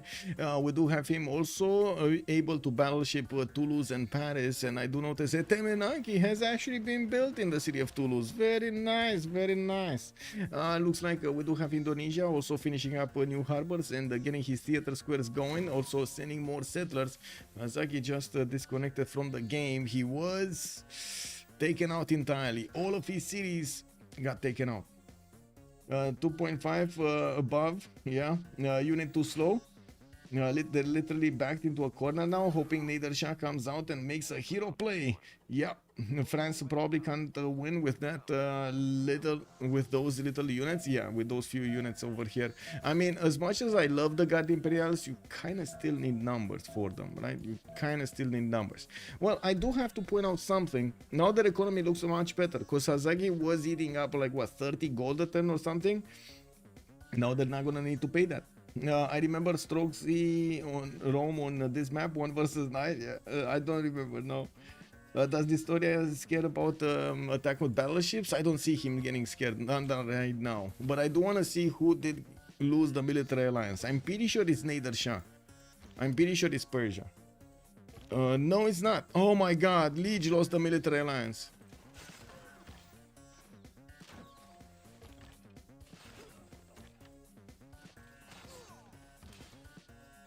Wait, did he? Come on, I can't. He's moving too quick. Yes, Liege lost the military alliance. Oh, I think Liege just died. That was an unfortunate twist of events. Yeah. I cannot stress enough. And you can see the reaction in chat over here already on Twitch and YouTube. Like, not having a military alliance is basically a death sentence in these kind of games. I do have to point out, usually these players, especially when you're talking about like quarterfinals, semifinals and so on, these guys are used to min-max that combat strength to the blood, like literally to every 1 point. If they can actually work with half points, they're gonna work with half points to get those going. And yes, that's why they're managing to successfully push. That's why they manage to successfully defend if needed, or buy time as much as they can. Right now, with Mongolia having this much of an advantage on Kree, I'm not seeing how this is gonna go differently than Kree losing his cities. Like at this point, there are so many units from Mongolia getting promotions, managing to chew through the units of Kree so quickly. It's unbelievable. Yeah, it's happening. This is happening. The cities are gonna fall. Cities are gonna fall one by one over here, and of course the production is quite nice on Mongolia to get the units out. We did have wait a second, Wolostron also built on Kree, so yeah, at least he's getting that, and he does have pikemen coming around very quickly. The problem is now with the loss of a military alliance, with the extra internal opponents movements, with the Mongol horde and so on, these pikemen are fodder. Look at this 58, like these Kishaks are just as strong as the pikemen. Wow. Rom not big enough. Well, I mean, he does have 200 science and 124 culture. I don't know what we can ask from him more, right? He did manage to get Galilei. Maybe he's gonna get Newton. No, Gran Colombia picked up Newton. He got Ibn Khaldun, and he has Colosseum, so he has those. At least those bonuses are gonna be amazing on him. Okay, how many units are we gonna see this turn? Here we got Hildegard starting to get going. France does have a level 2 spy, still did not upgrade his units, but he does have the upgrade button. We do have Historia next turn getting military science. So we do have also Gran Colombia starting to get a few coursers out. Not a lot of them. I was expecting a lot more, so he can fend off a possible attack from France. It looks like at the moment it's not happening. Also, a lot of resources are being put into Mongolia over here to get this attack going. We do have Daniel still. Oh my god, look at this crossbow. Level 2 crossbow, one shots the pipe. Almost one shots the pipe. Wow. 100 Diplo favor easily acquired by liberating the city of Anashan.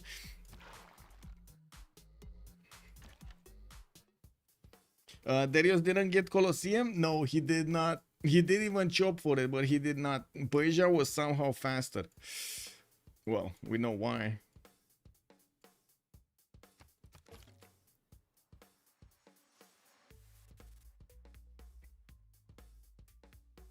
Wait, did we get?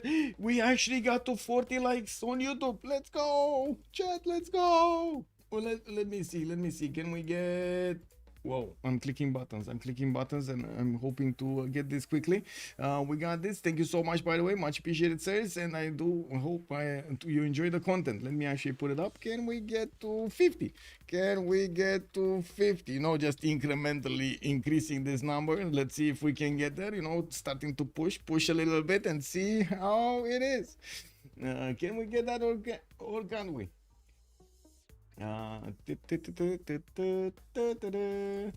Whoa. Tough.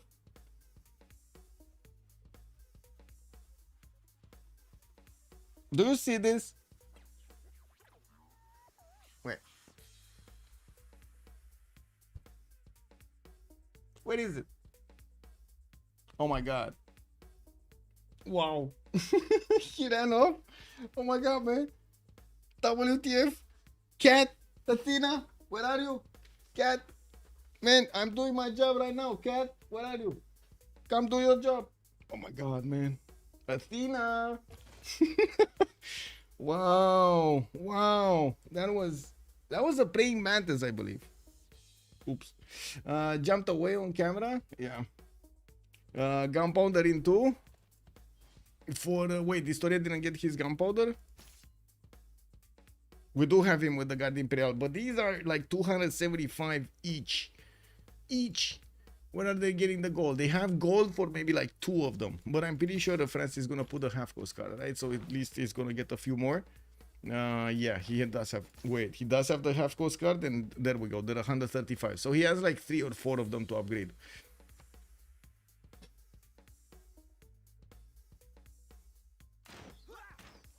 I need to nail this.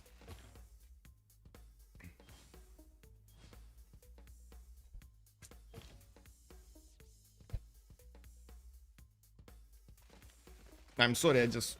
Yeah, no. What is... Yeah. There we go. Why is it a 4 versus 3? Baradeus, good evening, sir. We did have one player taken away. Kupe did die earlier to both Indonesia and Mongolia, and now the Indonesian fleet is roaming around the seas freely.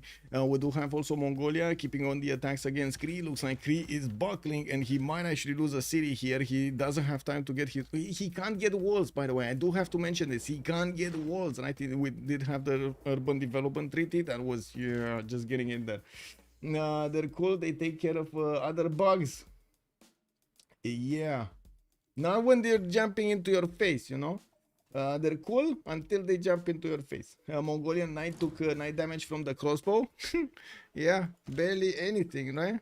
Yeah, barely anything. Look at that, 48 against the 66 knight. We don't even have Persian units going on the offense here. Thou shall be knighted primer. R8BWP. Good evening from the UK. Good evening, sir. Hello there, R8B. Good evening, sir. Thank you so much for the prime for the 2 months. Much appreciated. Hazagi Kupe was taken out. Yeah. Okay, so I'm pretty sure Mongolia over here just has the upper hand in this kind of land. Do we have upgrades? Yes, we do have upgrades. Guard Imperials definitely take out the horses quickly. Let's actually see against the Guard Imperials, the Llaneros, when those come out. I'm pretty sure Legendary was close to them. Military Science coming out next time. Nationalism also in 7, doesn't have a lot of units, that's the major problem. And if I remember correctly, well, he didn't have a lot of production back before, but now he does have 200. He also did start to put down quite a few of these haciendas, getting a bit of coal from these tiles. And I do notice him chopping coursers. I'm pretty sure he's aware that France has these units, mostly because of the garrison strength of the cities of France.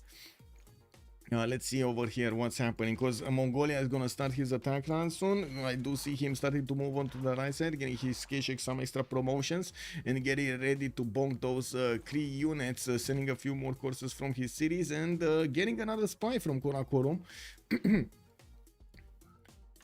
Persia is gonna manage to do some more damage from the west side. It looks like Darius is not letting go of this western side, and Liege is gonna be caught between 2 of his opponents.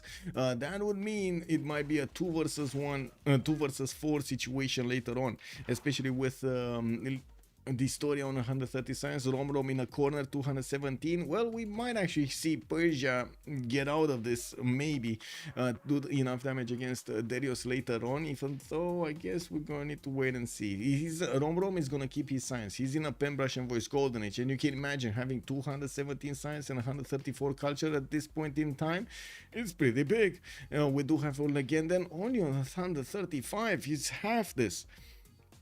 We do need Indonesia to start simming up, and I do see universities coming out from his cities. We do have Indonesia also getting his lighthouses out for more traders. Now he's getting all of his lighthouses. That took a while.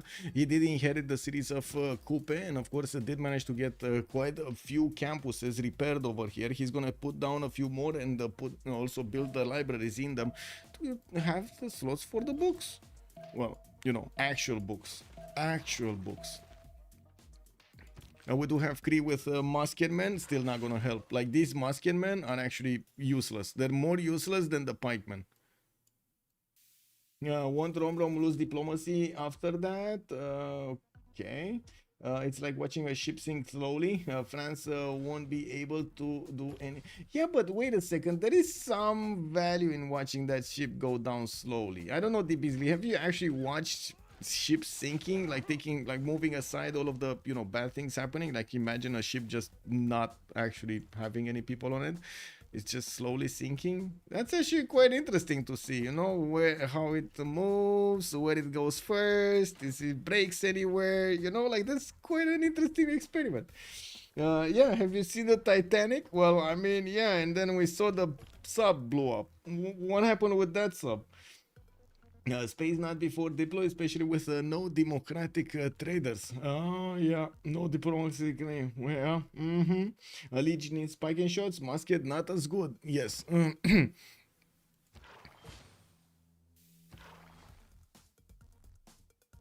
Which Titanic or which sub, Mad Beats?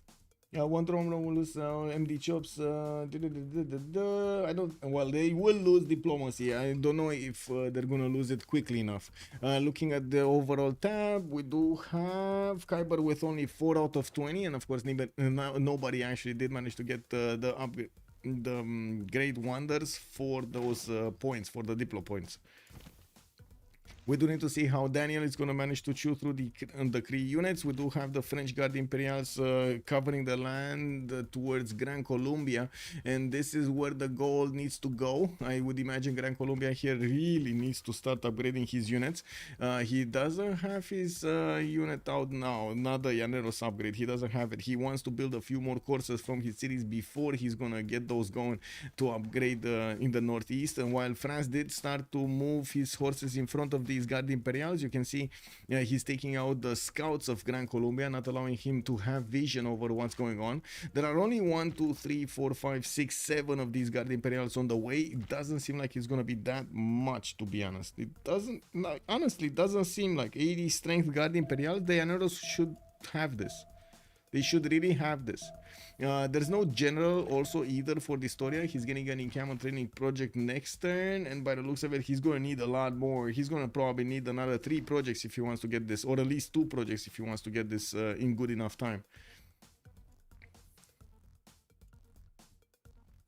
Okay, what's happening with these units? Can they counterattack? No, so the crossbow can just move forward, no problem. Okay. The break in the VHS copy is the same as the intermission they had in theaters. I bought a Titanic and it came on 2 VHS. Whoa, whoa, that's wait, I think I have that too, like the 2 VHS tapes. I think I have that too. Technically impressive, but a little too scattershot of a story to be entertaining. The Titanic is also something where it is not really watch seeing the whole. Okay, human being not displaying the power of modern nature. Yeah, I think so, Honey Dave. I think so.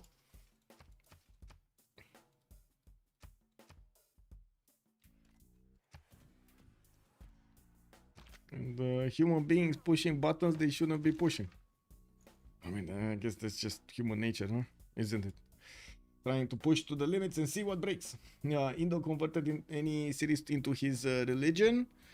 No. He actually did get his religion in Palembang. That is not a Moksha city, so he doesn't have any passive spread, or not as much passive spread as he would have had with Moksha. And by the looks of it, well, yeah, none of the other cities, not even the new ones, did get that religion. Well, on the right side, it does look like Liege is keeping up with his pikeman production. We do need Darius to move in. He's taking out the crossbow on the right side, and I would imagine he's actually going to want to move forward with these crossbows to keep on shooting down the Cree pikemen. Right now, what's stopping him is these forests with the hills. He can't reach the pikemen because he can't see them through the forest. We do have also quite a few units being deployed towards the northeast from Darius. It looks like right now Persia might actually get a taste of what Mongolia did to Cree. We do have Darius with quite a few units going to Shar-e Kumis. And the thing is here, if they do start slowing down over here, Rom, that's gonna be worse and worse for Team Ulyss.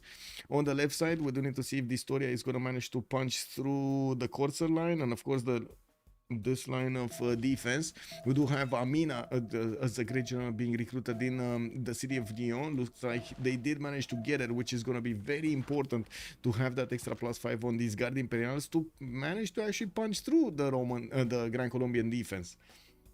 What was Indo? Zen meditation and itinerant preachers.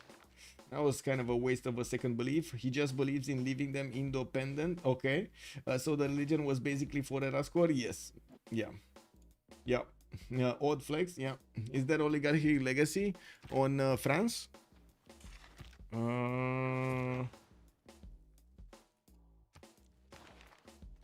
No. Yeah. I honestly don't think the Historia was planning on attacking with Guard Imperials, but since Hazagi died, this is kind of their only plan. Yeah. And that's a problem. Looking at the goal pattern, it definitely feels like at the moment Team 250 is coming back and getting stronger at 80, 87, and 160, with Daniel still keeping up with 4. We do have a few more units being sent towards the north, and yes, he kept on trading them with the units of Kree for quite some time. Finally, he's starting to move also his units there, so he can start chopping and shooting with more units from behind. Darius here has quite a few crossbows that are just waiting for those trees to go down. Why not Scripture? That's a good question. What do you think of best governor option in beta? If you tried anything, sure. Okay.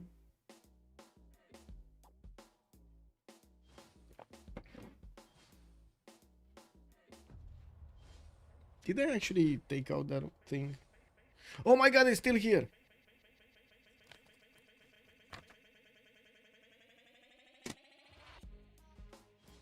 Okay. Not here anymore. Bro, you had the chance. You had the chance. I'm so sorry. Gunpowder in 2? Yeah. Left for 30 minutes, creative. Welcome back, sir. Hazagi got destroyed indeed. Those jongs of Indonesia were a bit too much to handle. What? You didn't see anything? Classic Indo problem, more food than production. Yeah, those choices feel like Kyber went, not going to be using this for anything. I'll just click random options that nobody likes. Yeah, the clap. Oh man. It is what it is. Oh, counterattacks. Kree is going on and might actually take out the level 2 Keshik. This is dangerous. Oh, he needs to get it out of there. Daniel needs to move first. Well, I do see on the west side, and we're probably going to have Darius chop with that builder and release the crossbow arrows across the land. We do have the Llaneros also getting upgraded in Colombia's territory. Now, these guys are actually going to get to defend the Guard Imperials. I do have to point out, these guys on the front line, right now, they don't have the general bonus, and it looks like with the general bonus and the +6 intel on opponent's movements, Gran Colombia is in a bit of a pickle. Can he get the level 2 spy? Can he get a level 2 spy? No, he has a listening post in the lands of France, and by the looks of it, well, that level 2 spy of France in his series are giving France so much of an advantage. Yeah, there we go. We got Quill with the level 2 spy. We do have also Legenden, not that far away from getting his own nationalism, so is Distoria, but I do have to say Legenden does definitely have the bigger stick here with more units. He does need to defend in the city centers as much as possible and stay away from actually making a defense in marsh tiles. This Llanero right here is just fodder. I know what he wanted to do, right? He wanted to build a line of defense between Jambi and that mountain so they can actually keep away these Guard Imperials, but that is just such a weak Llanero. Distoria doesn't have enough units to core up. No, he does not. Can he get to cores? He will probably get to cores. Honda Spaceship also saying, no, it's probably standard. Amenities are too more important and he didn't build holy sites, so it's only spreading passively. Yes, just leave it there under a piece of paper. Yeah, RAB knows the way. Yeah, pretty sure this guy would have been meet somewhere. Yeah, I guess that's what it is.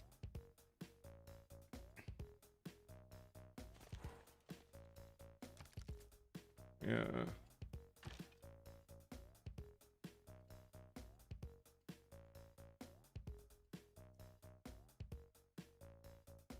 I can't believe he jumped in my face. I can't believe. Ben, good evening, sir, and welcome. A night jog, nice. I'm getting that energy pumping through, the blood pumping. Rom is almost at labs. Yeah, we do have him economics next, and I do see Rom is going to need to get a few more units, switching production towards muskets and a few times. He is getting under attack. Looks like Persia is sending quite a few trebuchets there and a few coursers on the way. I'm pretty sure he's going to upgrade cabs. They do have the gold. Not really, actually, they don't really have that much gold. Looking at what's going on here, looks like Mongolia is starting to get through and get into the mine line. Now, we do have one of the coursers being taken taken out, but too late. Persia is through the west side, and it looks like Liege will have a second problem, a second front to take care of. And without that choke point, this is going to be terrible. And we do need to see if Daniel is going to manage to get through the Legion pikemen, which are coming in every other turn from his cities. With pike shots also starting to come out of the lands of Kree, looks like it doesn't matter. They're still dying. We do have him making these quite quickly with the Statue of Zeus bonuses, and yes, we're going to need to see if the crossbows are going to be strong enough to keep chewing through this land here. We do need to see also what Indonesia is going to do with his units. Looks like he's going to annoy France as much as he can. There are a few units that could just get into France's territory and start pillaging if they want to. These junks do have the escorts next to them. Yeah. Did Ulyss fix their military alliance? Let's see. So, still a military alliance here. Still a military alliance here. I would say the answer is no. They did not. They did not fix.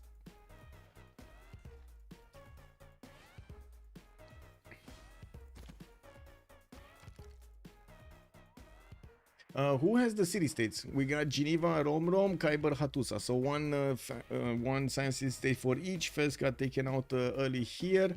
And I do see still there are a few horses from France deployed there. Darius is keeping Bandar Brunei. Mogadishu is being kept by Liege. We do have Daniel on Preslav, Darius on Brussels. Okay, Legenden is on Antananarivo. Actually, this city center over here is from Team 250. They did see the knights coming in. And as you see, there is a spy from Mongolia actually in the lands of Persia. He knows what kind of a defense he has. Right now, Rom is going to get his ballistics next turn, and we'll get a few cuirassiers to do some damage, and I'm pretty sure he's going to fend off that attack. The fact that he's getting forced to upgrade, though, is still a problem. We do also have the next era, so let's actually go for this and go for again. We do what we did last time, and we're going to have a pause.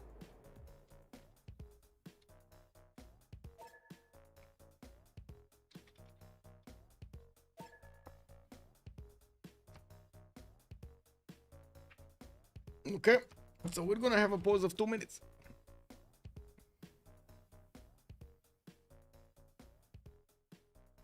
Hey, we got to 55 likes. We did it. Woo!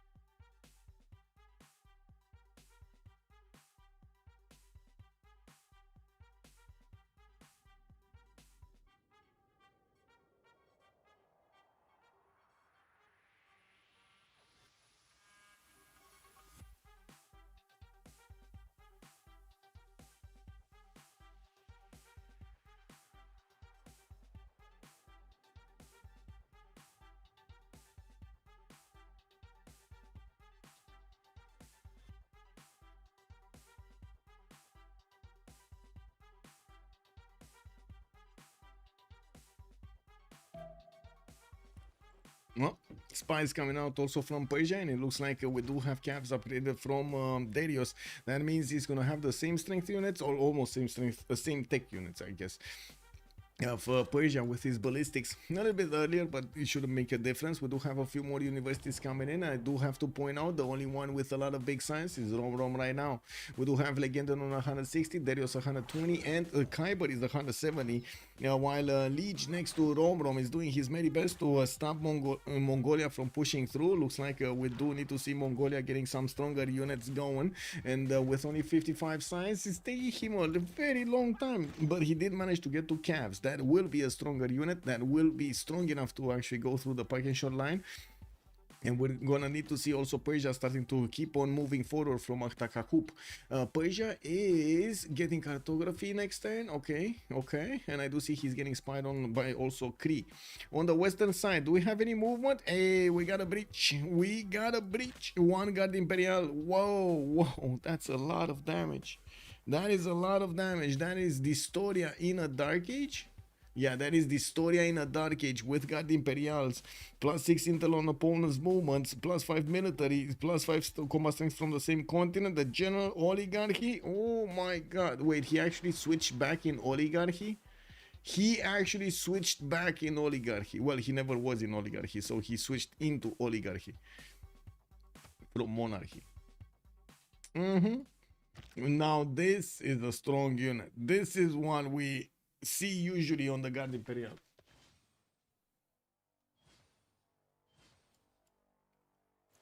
Oh, we got a few units also in the north here. It looks like Dystoria is trying to send a few flanking units to try to wreak havoc in the capital cities of Gran Colombia, in the core cities. Legender shouldn't be far away from getting his nationalism. So next turn he's going to get to core up his units, and he definitely has enough of them to core up. We do need to see if those cored up units will actually be able to withstand this attack.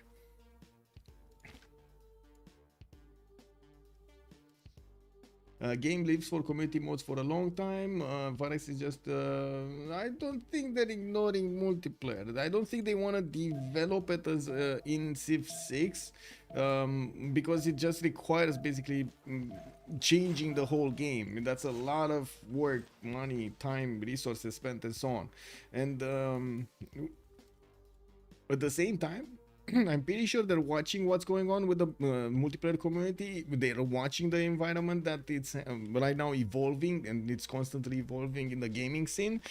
And I don't think they're just they are not taking this into account. I really don't think so. They have been proven time and time again that they are thinking through a lot of their options. Not like our government.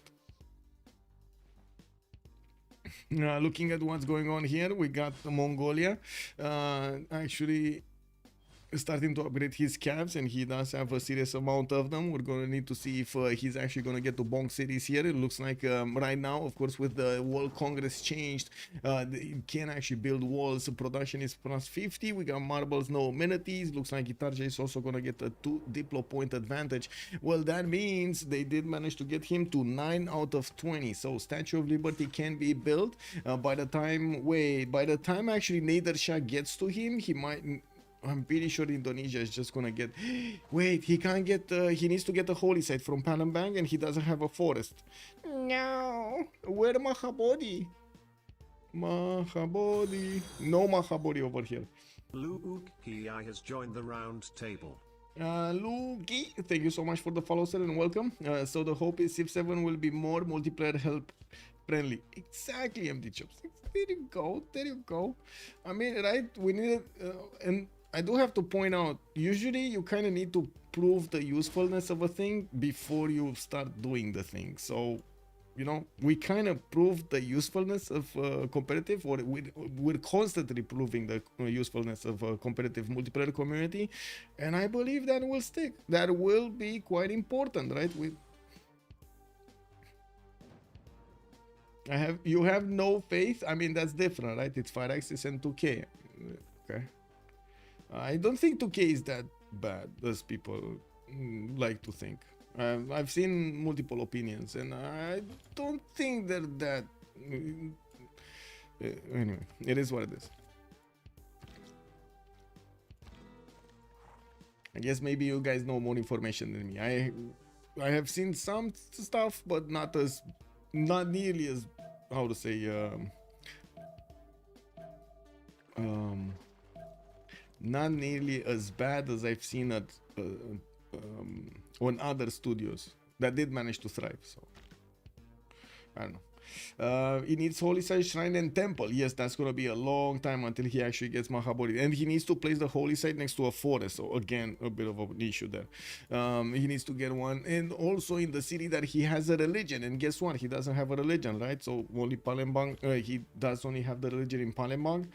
Maybe it will convert, but maybe this is already 3 converted. So he just needs 1 more population and that city is gonna be converted. Oh well. Okay, so another Guard Imperial attack. Gran Columbia is losing these Llaneros, and I do notice he did core up a trebuchet.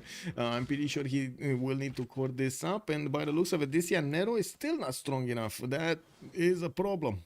These Llanero cores are still not strong as you might think. Oh, this one is. Okay. We do have a few crossbows also coming in from the north. The French horses are trying to wrap around. On the right side, we do have Mongolia starting to get into the Kree's right side, and I do see since Kree did get pushed from the west side from Darius, Darius 227 is managing to take out all of these units defending Pashkavashik or Akhtakup if they're not in the city centers. With the Mongolian calves trying to wrap around, it looks like he's gonna try to take out Moscow to end. Maybe even keep on going forward if they do manage to get into the Persian line of defense of cities, actually in Pura, Halikarnassus, Tushpa, and Susa. This is gonna be a very sussy move. Yeah, he could just just go around it, because I'm pretty sure he knows about what's going on in Moscow too, and there's not much that Kree can do about it. This is still coming at a sacrifice. He's not going to get to push through the main defense of Kree by the looks of it. And yes, we do have a few more pike shots. But unfortunately, since he did upgrade into pike shots, the production necessary to get these units out is a bit too much. Like 6 turns to get a new unit out, that's going to be a major problem since he's losing at least 1 or 2 pike shots per turn here. We do need to see also what's going on in Gran Columbia's territory. In Indonesia's territory. I want to see the science. So yes, we do have campuses and we do have industrial zone logistics projects, shipyards coming in, 230 production, still not nearly as close as Romrom's 357. We do have Legendon on 300 and Darius is 207 of his own. He did retreat from attacking Sharikumes. He stopped Persia from actually doing any kind of harm to that city center, only got a few pillages off. I'm very curious how far Daniel wants to go with these units. It feels like if he actually wants to go past Moscow towards the cities of Persia, he's still gonna give his opponent enough time to get units out that will probably just nullify his attack. So that might not be the best strategy here. Going against Moscow and taking it out also causes another issue. His level 2 spy is deployed in there and he's going to need to move that guy first, so he keeps his +6 on his opponent. Otherwise, I'm pretty sure Kree is going to have the advantage on him of +3. Effective Spirit, also hello there, sir. That Kree forward settle was genius. Well, yeah, that moment in time, but I gotta say, he would have died if Mongolia wanted to attack into him. They just thought Kupe is the higher priority target, and that's what happened.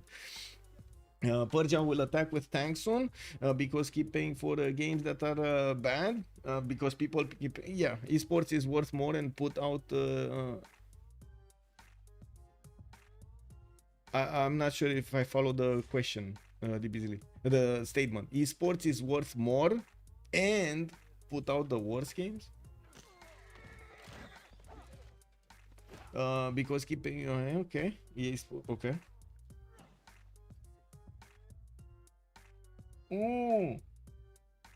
Oh, I see. Take-Two is a $26 billion company. I mean, yeah, it's a business. I mean, come on, let's face it. It's a business. Oh, he was talking EA Sports. I see. The Love Hitman. Good evening, sir, and welcome. Thank you. It is rather sad that the first WE game went all in order to convince WE fans that just because it's not THQ anymore, these are still quality games. THQ was an incredible company also, and then just put out shovelware ever since. Okay, I don't have a comment on that, to be honest, because I mean, okay, that's quite a bit of feedback, and I'm pretty sure if they want to do something, they will. They do have an array of companies, right? So each company basically has its own thing over there, while 2K did as much as possible focus on the sports games, like a lot of them. So, you know, it's just their niche. That's their niche.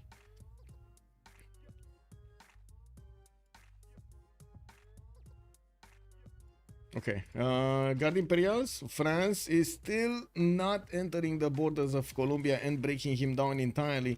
Looks like right now with the Llanero course, we do have a bit of a problem for France. I'm a bit surprised, very surprised actually. Legendin is coming out of his borders, moving forward, again putting his Llaneros in harm's way when it comes to the marsh tiles.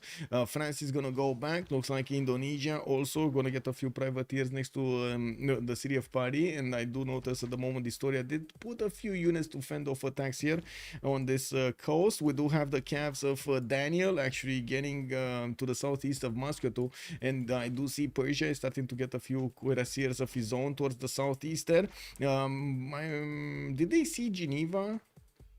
Oh, he saw the units moving because he has the vision of Geneva. That's why he saw the units moving around this city.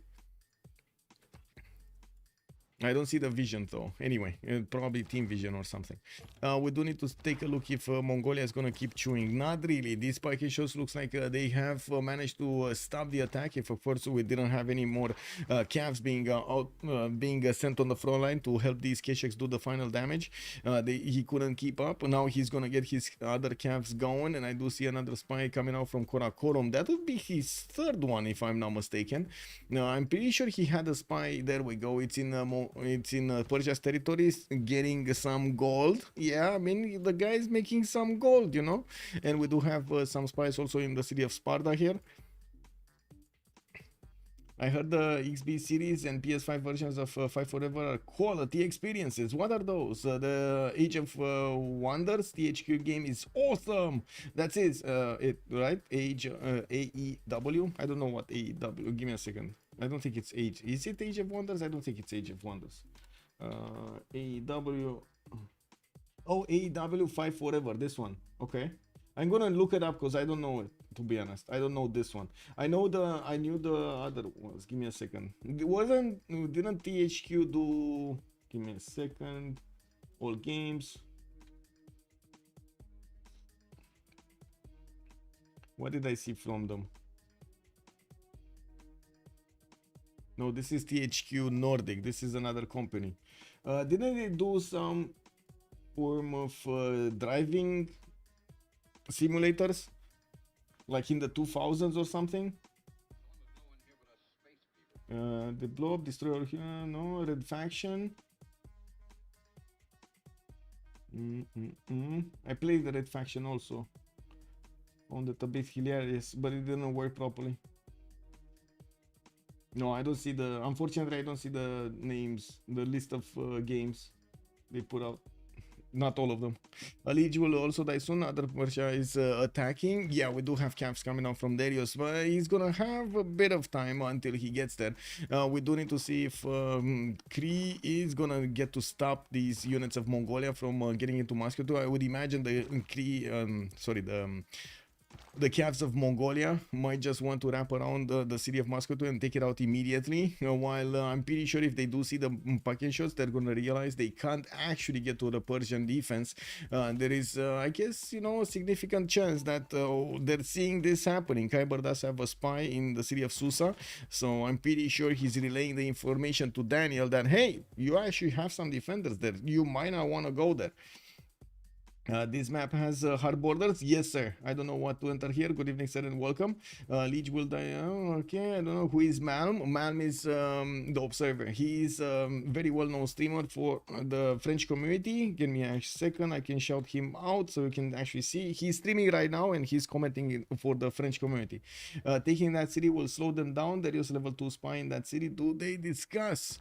Well, yeah, that's the question, right? Do they discuss? It's not Darius's level 2 spy. It's Mongolia's level 2 spy, but that's kind of their only chance, right? Other than this, he would just need to go towards Miki Sivwachik or start hitting again the city of Piktokhana Piwin, where we do have a few more packing shots still alive there. Je ne parle pas français. Oh, yeah, it is what it is, sir. Inlet Sea and Tilted Axis have hard borders on default. Can't remember if any other map types do that. They do. Well, Tilted Axis. Actually, wait. You said two of them. There is another one, but I forgot how it's called. Can you show yields? Yes, sir. There we go. So 400 production on Rom. We got 329 on Legend, and Legend is managing to push back France. France has spent a lot of his production on this. Unfortunately, he's not getting out of this. Like, this is probably the end of the road for Distoria here. With only 126 science and 52 culture, he's not managing to get higher, and he did put a lot of resources of his empire to attack into Gran Colombia. Could not manage to breach through with the production capabilities now on Legend, and he's just gonna keep up outsimming Distoria next to him. We also do see Indonesia doing the same thing, and I would imagine again, where Holy Sites here. He's trying to get the Potala Palace in Palembang. We didn't have a Potala Palace arriving anywhere, but oh, I do see infantries coming out from Persia. Well, Rom is gonna have definitely a strong unit to handle his opponents here. Yeah, we do have Cavs from Mongolia getting into Moscow too, and let's see if Persia is actually gonna walk into that city center to try to stop them. Yeah, this is it. This is the kiss of doom over here on the city of Moscow too. Bam, bam, bam, bam, bam, and that's taken down. Now these Cavs are exposed. We do have the extra intel with the units. No, they still don't have it. Where there's another level 2 spy somewhere. What is this lagged? Because I see a +6 intel on opponents on these Cavs against Kree. I'm pretty sure he had the spider. Level 2 spy of Mongolia is on Sharikumis as well, but he just got this. He just got Suken Batar. Okay, this is this is good for him. I guess it resets next turn or something. Why my BBM is not working on continents and islands map? Isn't it CWC map type? It is. Wait, what is it working? What does it say? Give us the logs, Battlecruiser, or give the logs to the BBG people. I'm pretty sure they're gonna look at them. That was Darius' Spy Knight Alliers. There were two on top of each other, Genghis. There were two on top of each other. The initial one was Mongolian Spy in there, and then Darius sent one, and it was on top of it. Yeah, why Persia don't help Kree? I think he's thinking of himself over here. He wants to defend. It just spawns like vanilla with 2-0 tiles. Oh, I see. That might be a problem, yeah. Okay, looks like the cities of Kree are going to be taken out quickly. That's going to be a 2 versus 4 situation soon. We do have Team 250 across the board going for ballistics, and I do notice Persia is going to have quite a strong army to tear apart the cities of Kree. We do have Indonesia also getting his science up and also about to hit his 200 mark. We do have him with a lot more production coming in, and also finally getting a holy site from the city of Bima. That city unfortunately grew a bit too fast to get converted. There's still 4 followers here, 3 followers here. He couldn't get to the 4th one, and that's gonna cause a bit of an issue if in Palembang he can't actually get a holy site of his own, but he might, and he does have Filippo Brunelleschi to help him finish the Potala Palace. I'm actually a bit surprised he's getting Filippo to help him with Potala instead of helping him with the Statue of Liberty. Let's see what's going on here. Cavs keep going towards Persia's cities. He does have plus 12 intel on Persia. And I do notice Rom is getting his refining next turn. He doesn't have steel walls. He's going to need steel and combustion to get there. While the cities of Cree got taken 2 down. And I do see Mongolia is going to help out to take out Mixivoacik, which is going to get walls. Shouldn't be a problem. There are enough K-Sheks and crossbows here able to do the damage. We're going to have level 3, possibly level 4 crossbows from Daniel with plus 12 intel on opponent's movements. Just saying that, my, the hair on my back just, oh my god, it just, okay. All ballistics, all the game. Potala can be stolen and statue cannot. That is true. That is true. Good point, Alpha Somets. Good point. And that's a GG right there. Leech down to 1 city. Hazagi taken out from the game. Team 250 going in with Genghis Khan. Daniel on the bottoms. On the other side, we did have Khyber with Indonesia also doing the damage against Kupe. Darius was like, flower power. Let me get this Colosseum. Let me put down some campuses over here. Get a few theater squares. Get my arena. Why you bully me? And then we had Kupe coming for his coast. He did manage to build the walls brick by brick. He stopped that navy. Now let's put on the biggest technology here. Yeah, the biggest technology. And I reiterate, I voted for Ulyss because of the payout potential. Well. Team 250 going forward. Let's actually see.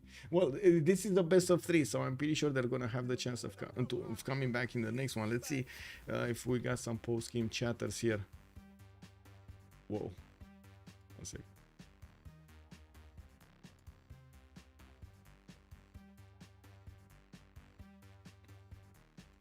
I don't know why I'm getting that message. Okay.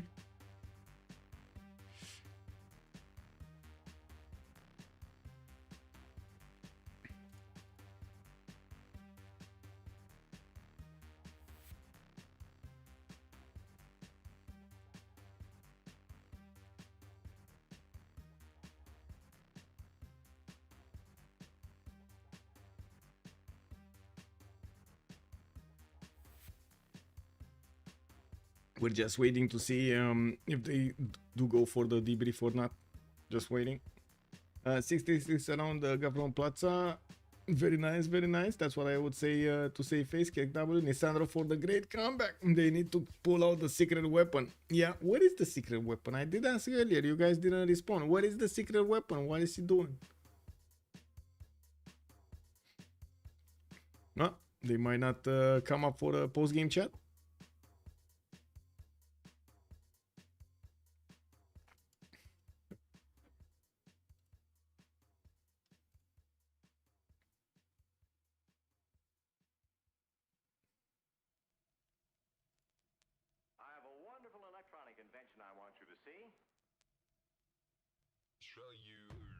Yeah. Let's finish this. Let's finish. Stream manager. Let's go. Not this. I need to click on. Where is this? This. Choose outcome. Team 250. Man, a lot of points were on the line here, and it looks like it did go through. Team 250 did win this first game on the Inland Sea, going against Team Ulyss. We did have some major work being done by Khyber and Daniel over here. Not to mention, I do have to point out, Legenden managing to fend off attacks over here of these powerful God Imperials did help out their team so much.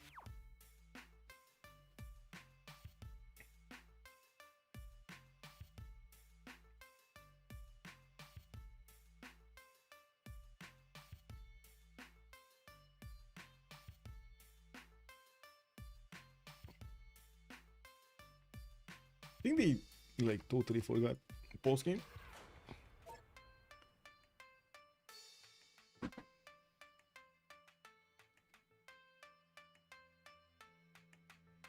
Hello Michael. Hello.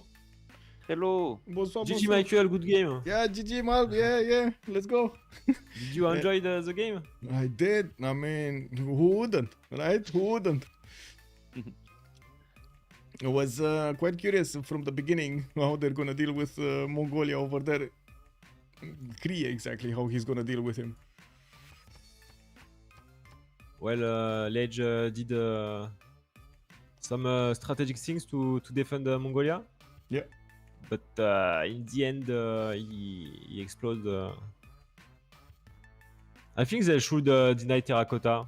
With no deny of Terracotta, it's very hard to defend. True. I think France was building it, or at least trying to, but it was too late. Yeah. Yeah. Also, Coupe getting 2 versus 1. Hazaki didn't have a chance. He needed to put a unit on every tile. Yeah. Azaki's position was unplayable. Hello, GG. Kyber, GG. Hello. Oh, Kyber, you sound really, how to say, sad. What's going on? Tough game, tough game. Ah, tough game. I see. You know, so cleaning up Coupe is not enough. You needed to get GDRs into space. I mean, I'm so red right now. Like, Robrom is so high. What do you mean you so red? You did a naval fight. Yeah, but Of course you are irrel. Yeah, GG. but GG. Robrom. GG. GG. The only good thing for me is every 2 turns I'm pillaging Spire the Industrial and all that Civ is doing, preparing. Well, we feel like the map was very hard for Ulyss to play. I don't think Coupe into Indo is a good matchup to them. For whom? For Coupe or for Indo? Coupe. I mean, For Coupe, yeah, he's not. I think if you plan to go Naval, you should ban Indo or pick I mean, we just didn't play well on his escape. If we escape him, we have a shot, I think, even if we lose. But we played badly on his escape, and that's kinda doom for us when he died. Because the Ledge lose military, and we have a clock on our head. But if we escape him on cartography by swimming, he can go to Disto, and maybe we have a shot. And surprisingly, Ledge defend very well without a military alliance. Oh yeah, what So happened there Yeah, with the military alliance? I think when he Daniel died. is 50 years old. And, that's it. I mean, how he cannot push with plus 11? I don't know. I don't really know. We don't know too. But well played. But we defending lost this. anyway. Yeah, I think he did a lot of mistakes, to be honest. I did But some you good won? thing, but Yeah, he won the game. in the Yeah, end. he won. I don't know. yeah, he won. So I do have to say, Daniel actually crossed his heart today. He told us a few weeks ago, K-Shakes are one of the worst units in the game. Very useless. And now we see him using K-Shakes. What is this? I think Daniel is a visionary. Yeah? Maybe we should ask him what's the weakest units now and play it tomorrow. Big visionary. But he's still in CWC. You too. Yes. About Terracotta, maybe if you deny Terracotta earlier in the game, Mongolia has very less impact on Kree. Yeah, I wanted to, but it's really hard for me. But what Yeah, if? It wasn't your job, I think. Yeah, Uh, I don't know who call it on your team, but I think Kree can do Terracotta very faster than you. okay, he didn't talk about doing terracotta, so I just said I was going to try to get it to deny. Mais ça se joue à un tour, le temps que je change les cartes. Ouais, on a suivi, mais tu vois, il a fait une statue de Zeus, s'il fait une terracotta à la place, ça casse, en fait, ça casse l'intérêt du BO de la Mongolie. Ouais, mais il a pas parlé de la terracotta là. Je pense que c'est dommage, hein, une terracotta, ça change vraiment la... GG, Ah. sorry, I was AFK. What's up? What's going on? Ah, the K-Shake Bye-bye, Daniel. spammer is just arrived. Ah, hi. Hello, What's hello. up? Keshik spammer. Very well played, Daniel. Big game, big move. No, thank you. Don't talk to me. Dude, What Lega about didn't make. Listen, Lega didn't make a commercial. I send my spy. It travels for 3 turns, man. Like, what is this, dude? I have terracotta everything, and he has intel on me because I can't activate it. Like, it's so dumb. why you can't kill the guy without military, my friend? I didn't even attempt at the end. Like, it was just pointless. We're setting up this like dog shit calf play, because like he's like completely like useless in our eyes. Like he's just spamming their units with Statue of Zeus, and also you need to understand that I'm not being upgraded any units except for that cav at the end. I'm hard building everything on 3 cities, so it's like, yeah. I don't know. I don't know. I saw you buying 2 settler. Did I? Huh. Did I? Did I? I think it was 20. Oh yeah, 20. I lost my trader though. I was salty about that. So there was a trader, right? The one on the left. Chat told me that you built it with the military engineer, but I was like, no. No. He pillaged my trader. I sent one from Al Malik early, very early. Yeah. Because I went. Granada, I canceled. yes. Yeah. No. It's my cap. Like he just pillaged it with 3 cap. So like my game was trash after that, but it's okay. It doesn't matter. I don't know if you see, but on my side, you know, I was going to Colombia, so I was putting a road with my engineer, and then now I was going back, so my horse was in the back pillaging the road.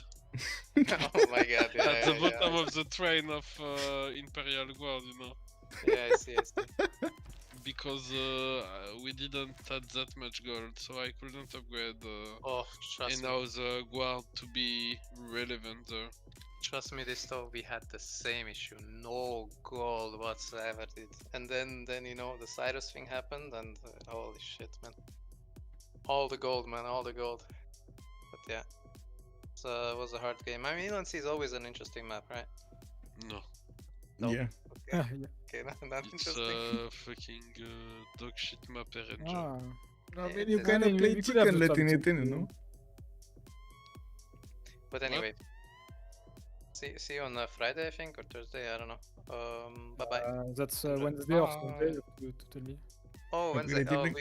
we need to retalk this, because I don't know if Wednesday is working. Like, this is just a busy week, because on the weekend some of us are traveling, some of us are not home. It's like summer, you know, so it's like very hard to. We can dial. We all have like French event this weekend. and Oh, next you week. guys. Oh, you guys have fun there. Okay, anyway, I Yeah, we have to meet go. together and we drink water, obviously water, a lot of water. Okay. I mean, it's gonna be hot, right? Yeah. It's like a heat wave in Europe right now. Anyway, you guys enjoy your evening. I'll see see you you too. in 2 days. Bye bye, Daniel. GG, well played. See you, GG. Bon bah voilà, 0-1. So there we have it. We heard from Daniel. We heard also from Team Ulyss. We heard a few opinions from Ulyss and Mal that were commenting on the game from their side, from the French side. And well, we did have Team 250 snatching this first victory against Team Ulyss. They do have a best of 3 series to go on, so at least another game is going to need to be played. We're going to need to wait and see them scheduling and announce it. And I do have to say, I'm sorry for today on how fast the schedule is. I do understand. I do need to make the announcements a little bit faster. I'm sorry, it just happened, so I said okay, let's go. I do also want to thank you so much for the gifts, for the subscriptions, for the bits, for everything. Oh my god, amazing. Thank you so much. This was an incredible Monday. Also for the new members that we do have over there on YouTube, thank you so much, sir. It's much appreciated. We did manage to get to 58 likes right now. Thank you. Let's go. Of course, if you didn't like the channel, please leave a like over there, and of course subscribe for the latest videos and live streams. I do also I want to say, if you want to take a look at my schedule, I do try as much as possible to put it up on a weekly basis on my Discord. Use the exclamation my Discord on my Twitch, or take a look at the description of the video down below. The VODs are usually taking a bit of time after the live streams to come to be public, and it will take me a bit of time of processing. I don't want to say, just be patient. It's going to be there in a few hours. Thank you so much for everything. Let's see each other in the next one. And of course, don't forget to have some fun with some Civ6 action. Bye bye.